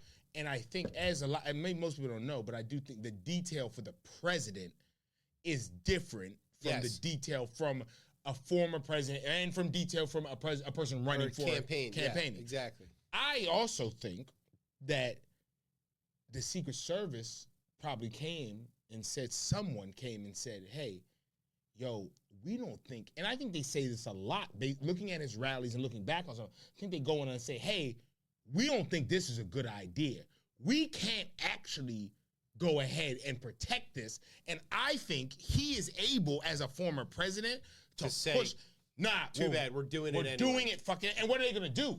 They're going to go protect it. They're going to do the best they can, but they have already, I guarantee, and there's got to be an email before every one of these rallies that says, sir, we when they go to Congress, when they go to Congress for this, because and that's why I think next week, and that's why I think they were adamant getting ready to go to Congress. Because if you're shaky on this shit, you probably don't want to go sit in front of come up with a reason. Yeah. But the director of the Secret Service is ready to go answer questions because you think she's got some sort of email chain to that be says, like, hey, we told you not to go there. Yeah, exactly. Because I can just see that exchange happening, right?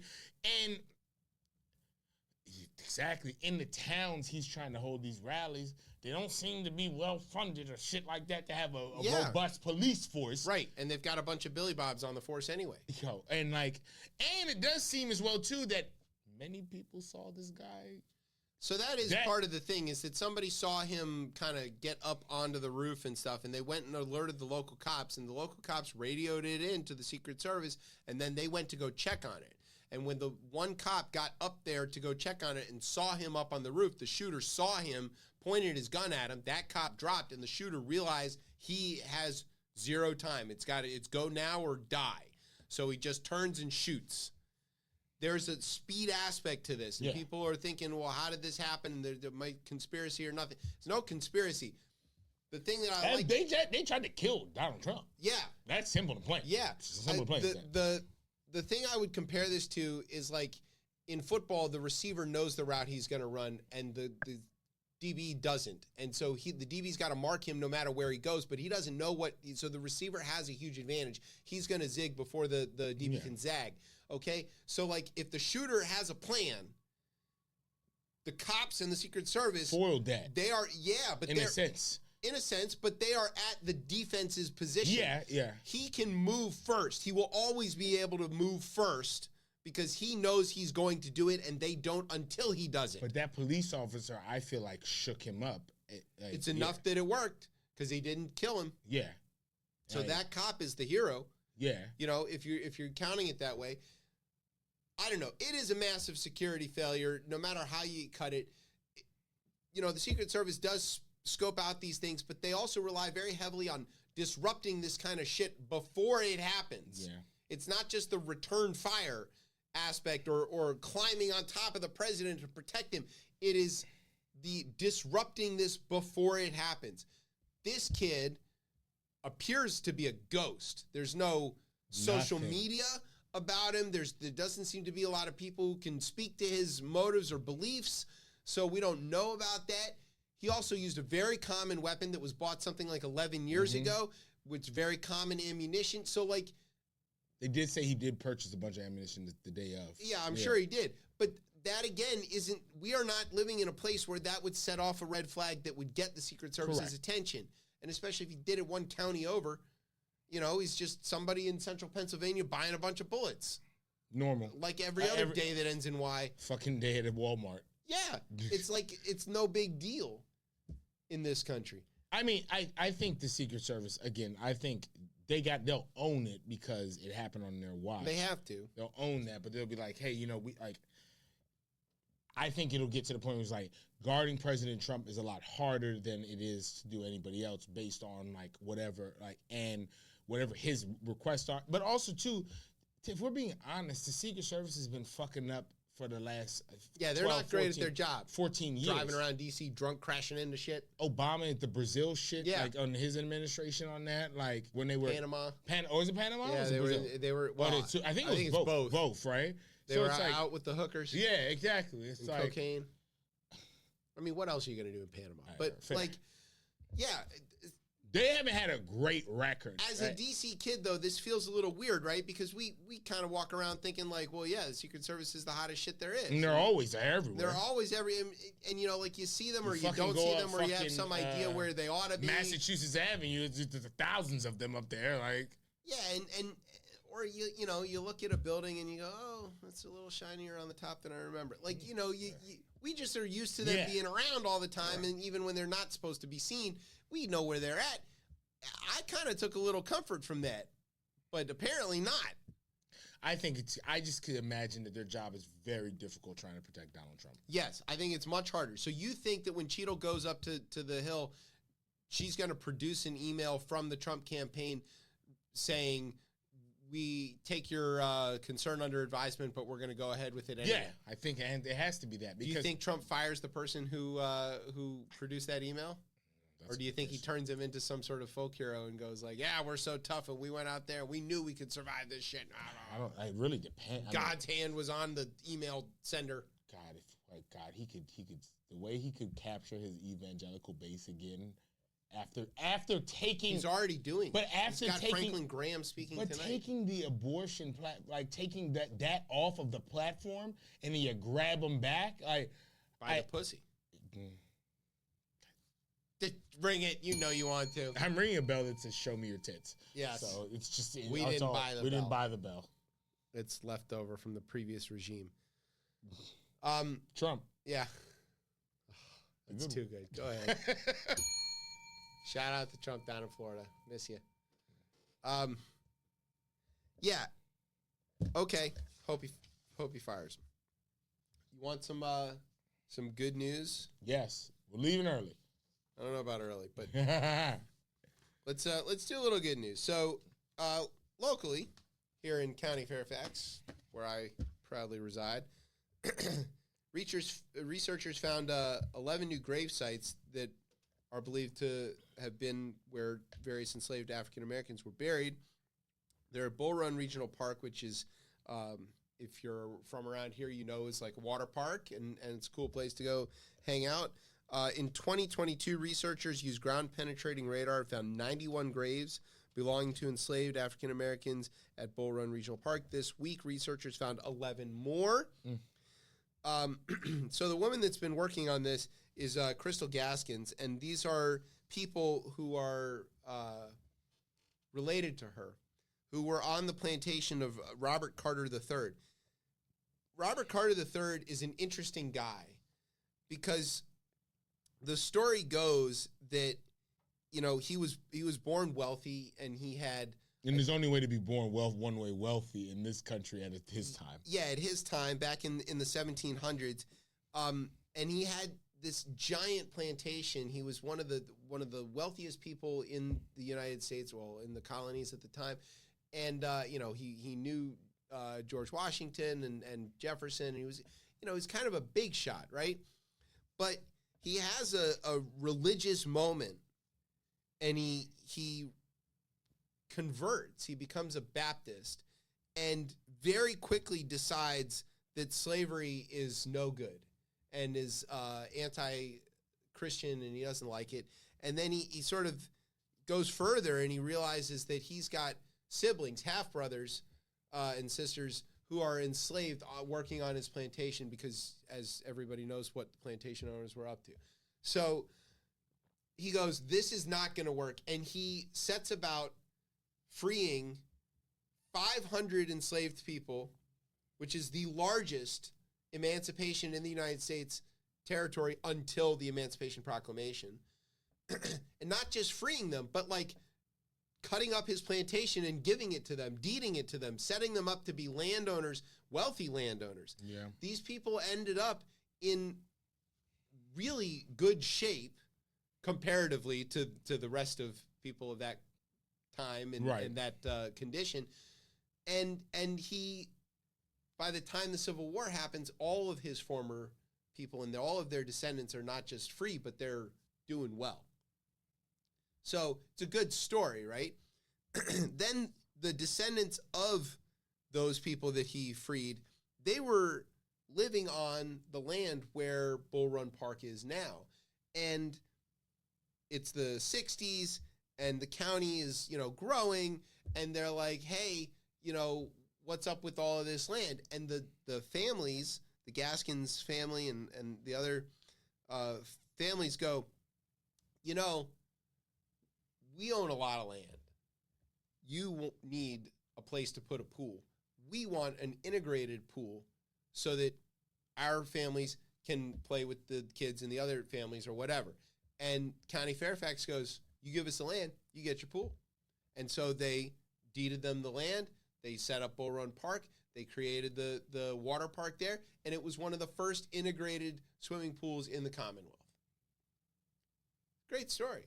And now there's 11 more people who had been lost who now get to be included in the registry of this wonderful story. So, I mean, it's not wonderful the way it started. No, never is in this country. But never is. There's a redemption story in there. Yeah. So good for that. Okay. Let's talk about a couple more things before we got to get out of here. What happened to your team? My team. You're the Englishman here. I'm not an Englishman. I'm British. Oh, sorry. We won 2 wars not to have to know the difference. I can't be English. Only white people can be English. Is that how that works? Yeah. Well, you're born in England. Doesn't that make you that English? doesn't know what is I and I don't know if this law has changed. Is that not how that works? No, that's why the 14th Amendment here is insane. It's an insane law. Like, does the rest of the world not work that way? No. If you're born in France, you're French. If I'm born as a non-white person in England, if I'm born in England, I am British. And really, ideally, I'm really more so would take on my wherever the nationality is of like my mom or my grand. Technically, it would be like I'm a Jamaican, really. Like even being born, but like the reason we say Ted Cruz is bullshit is because he was born in Canada. He doesn't get to be a real American. I can be a British citizen.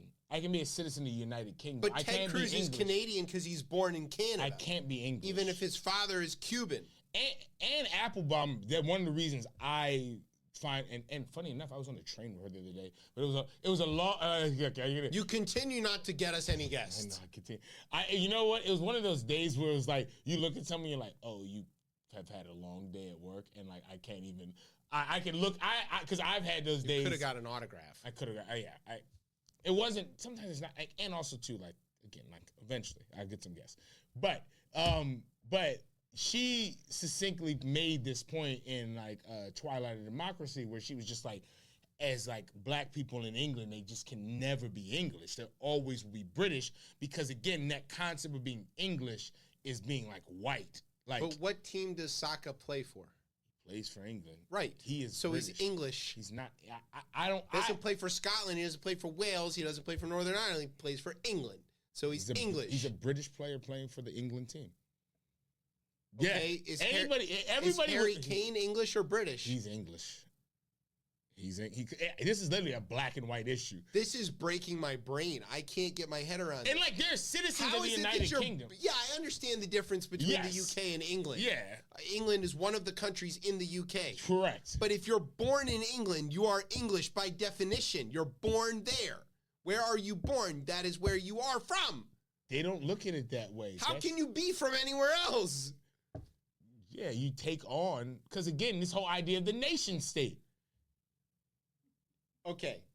They lost. Like I told everybody. We'll get back to my stupid Americanism later. But what happened to England in the game? As I've told many people, it's very interesting that a team, a national team that's always talking about, it has a song about it's coming home. Bringing football home. Bring football home. They're always going home with no trophies. Yeah. It's very crazy. And people ask me, it's very insane. It's just insane. And people always ask me, like, all right, well, like, right, especially being an Arsenal fan, whether it's Saka, whether it's Declan Rice, whether it's even Ramsdale, right? Like, I have affinity for those players on the team, but, like, it's one of two things that happens. One, England always is going England. They always do it. It's habitual at this point. And in the rare occasion that they win, I will then choose to use my United Kingdom passport as my ID. English. Then I'll go out and that'll be put your jersey on. It'll be my form of ID. I also say, you know what? When the Lions return to England, they'll win. Not at the zoo. When the natural lions return, come to England. I hate to break it to you. They never had to. I don't think they were ever there. They never were. I think that's a dumb myth. It's a very dumb myth. Yeah. 3 lions. Yeah, the 3 lions. What I saw was the thing that I'm very used to seeing, which is the defense letting Pickford down, and specifically the goal that Spain scored to win. Former Everton great John Stones apparently just stopped paying attention. Right. And got beat and was out of position, and that's how they got the shot off. I would say between the Euro and the Copa, there's a lot of former Everton greats who featured very prominently. Jamie Rodriguez, of course, for Colombia, didn't deliver, but played well. Let's talk about security failures over the weekend. That was insane. That was insane. So we're getting to that. We're gonna get to All right. Well, so we're done with Euros. Let's talk about Copa. Argentina won. Right, Messi came out in the second half. He got injured a little bit, and he really wasn't doing all that great. But he gets to go home with this 3 trophies in a row deal, having won the Copa and then the World Cup and then the Copa again.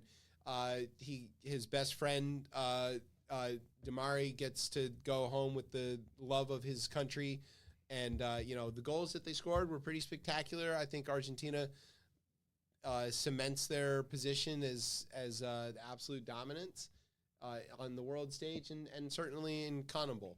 All of that is true. Now, let's get back to this. CONMEBOL sucks at their job. They are the fucking worst, right? So they've had bad camera angles. They've had some of the worst officiating you could possibly imagine. You had the security failure a week ago when they couldn't protect the family of Darwin Nunez and he had to go like beat up the Cafetero fans Yeah. because they were hucking shit at his family. initially, of course, I thought it was because he's a Liverpool thug and he's, just going into the stands to go fight somebody because fucking Liverpool. But then it turned out, no, it was because security failed. And then we get to this venue in Miami. That is successful at putting on, like, if that's one thing I'll say about, I don't know, it's not Pro Player anymore. What the hell is it called? Whatever the fuck it's called. Hard Rock. Hard Rock, excuse me. And what's the name? They've hosted a variety of Super Bowls. What's the fucking owner that's down there, the Miami, not Marlins, of the Dolphins? I don't know. Dolphin guy? It's not Jeffrey Lord. No, that's, no. Who is the owner of the Dolphins? Because, because he's a heavy Trump donor, but then he's also supported like the whole like black justice shit in the NFL. Why am I blanking on his fucking name? But regardless, so that one thing they have done as a stadium, Stephen Moss. Who is it? Stephen Ross? Stephen Ross. Stephen Ross, right? Like one thing he has done is that stadium is equipped to do everything from Taylor Swift to F1 and like the problem that I heard from this and like from the folks out of South Florida is that Copa did the security. That's exactly right. Right. Cannonball did the security. Cannonball, yeah, right. Okay, so like Hard Rock Stadium was not using their regular security. Cannonball was running the thing. They provided the security. Cannonball provided the camera feeds that sucked. Cannonball provided all of this other stuff that sucked.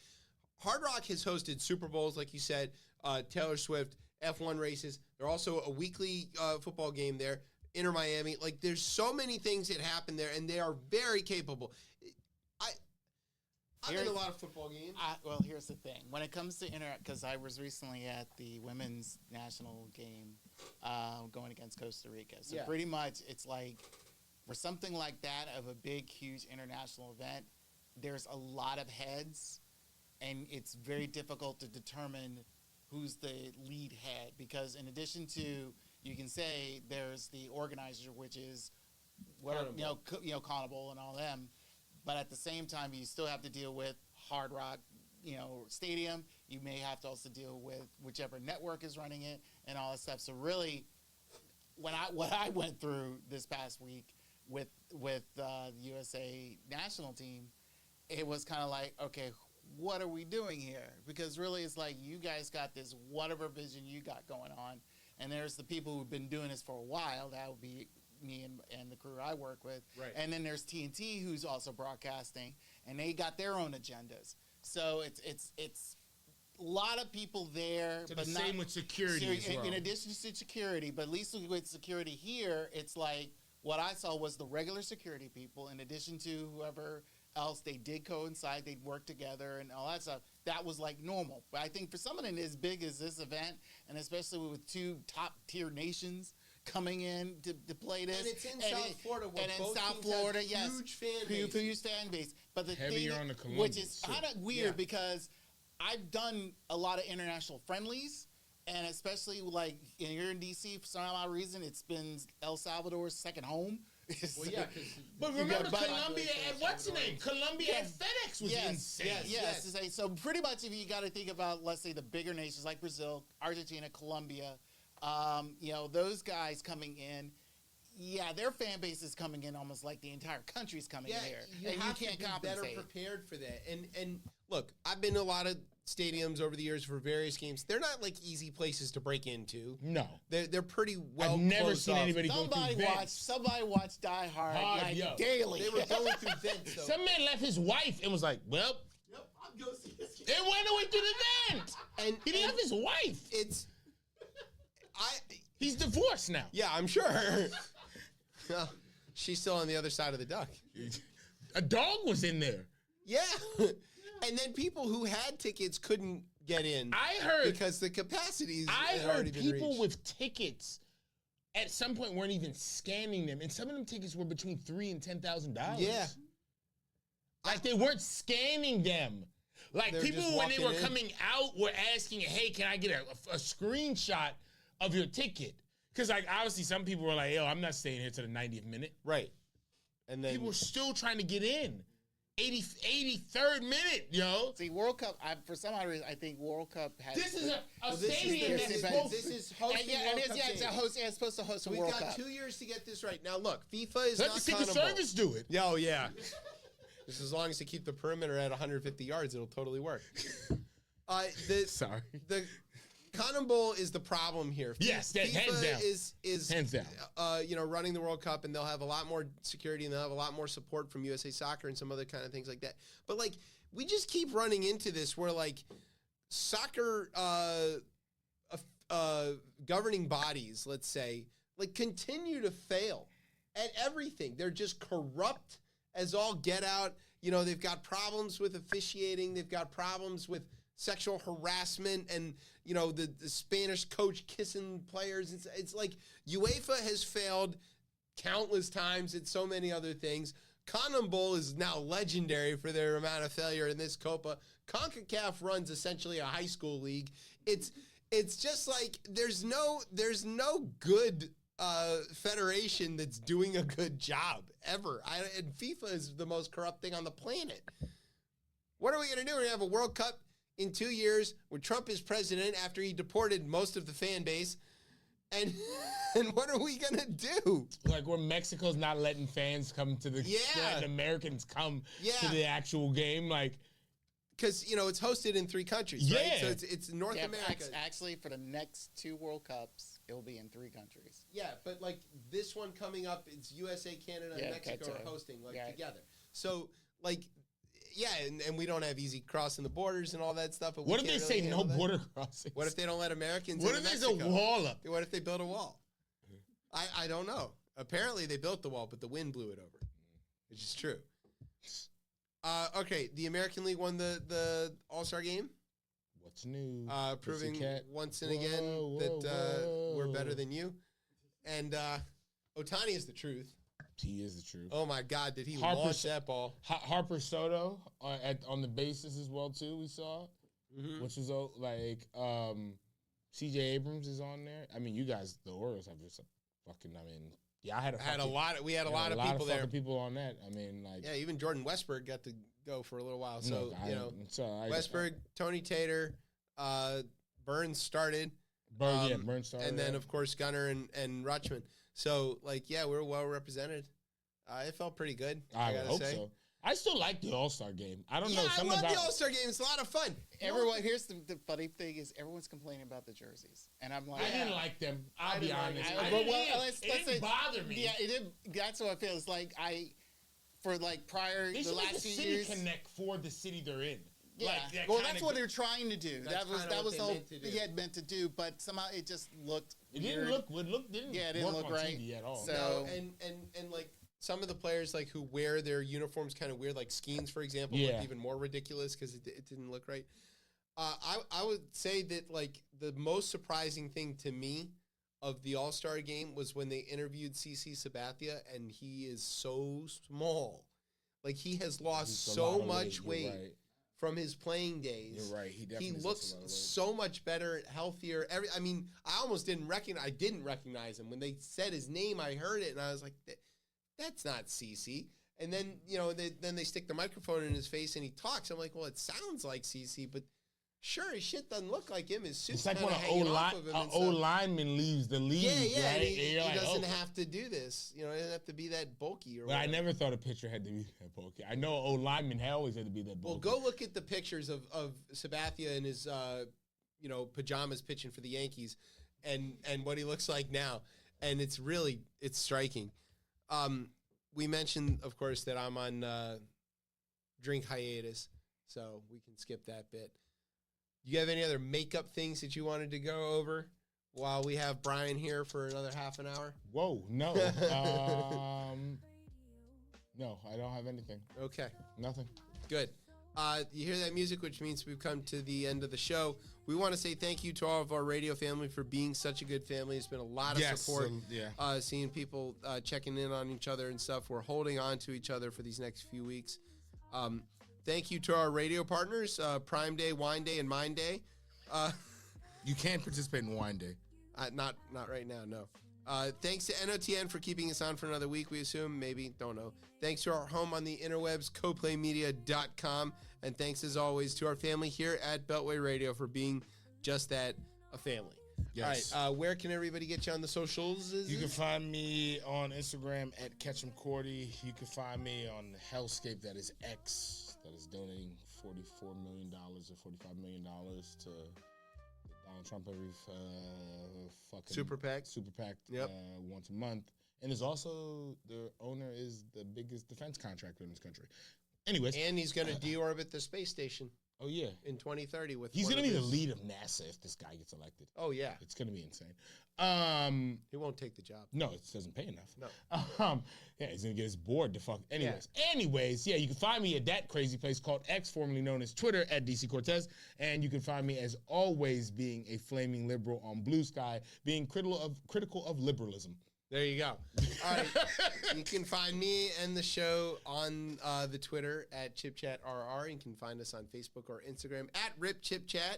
And you can, of course, find us every Thursday night, although I think we do have another off week coming up. Not this week, but the week after. Yeah! It's the week after. Calm down. Damn it. All right. I was already in vacation mode. I'm always in vacation mode. Yeah, we know. You can find us every Thursday night here on Beltway Radio at 9:30. I'm Chip. That's Tez. That's Brian. You've been listening to Chip Chat on Beltway Radio and beyond. Sweeps. The caravan of mostly Central American immigrants is now in the Mexican city of Oaxaca.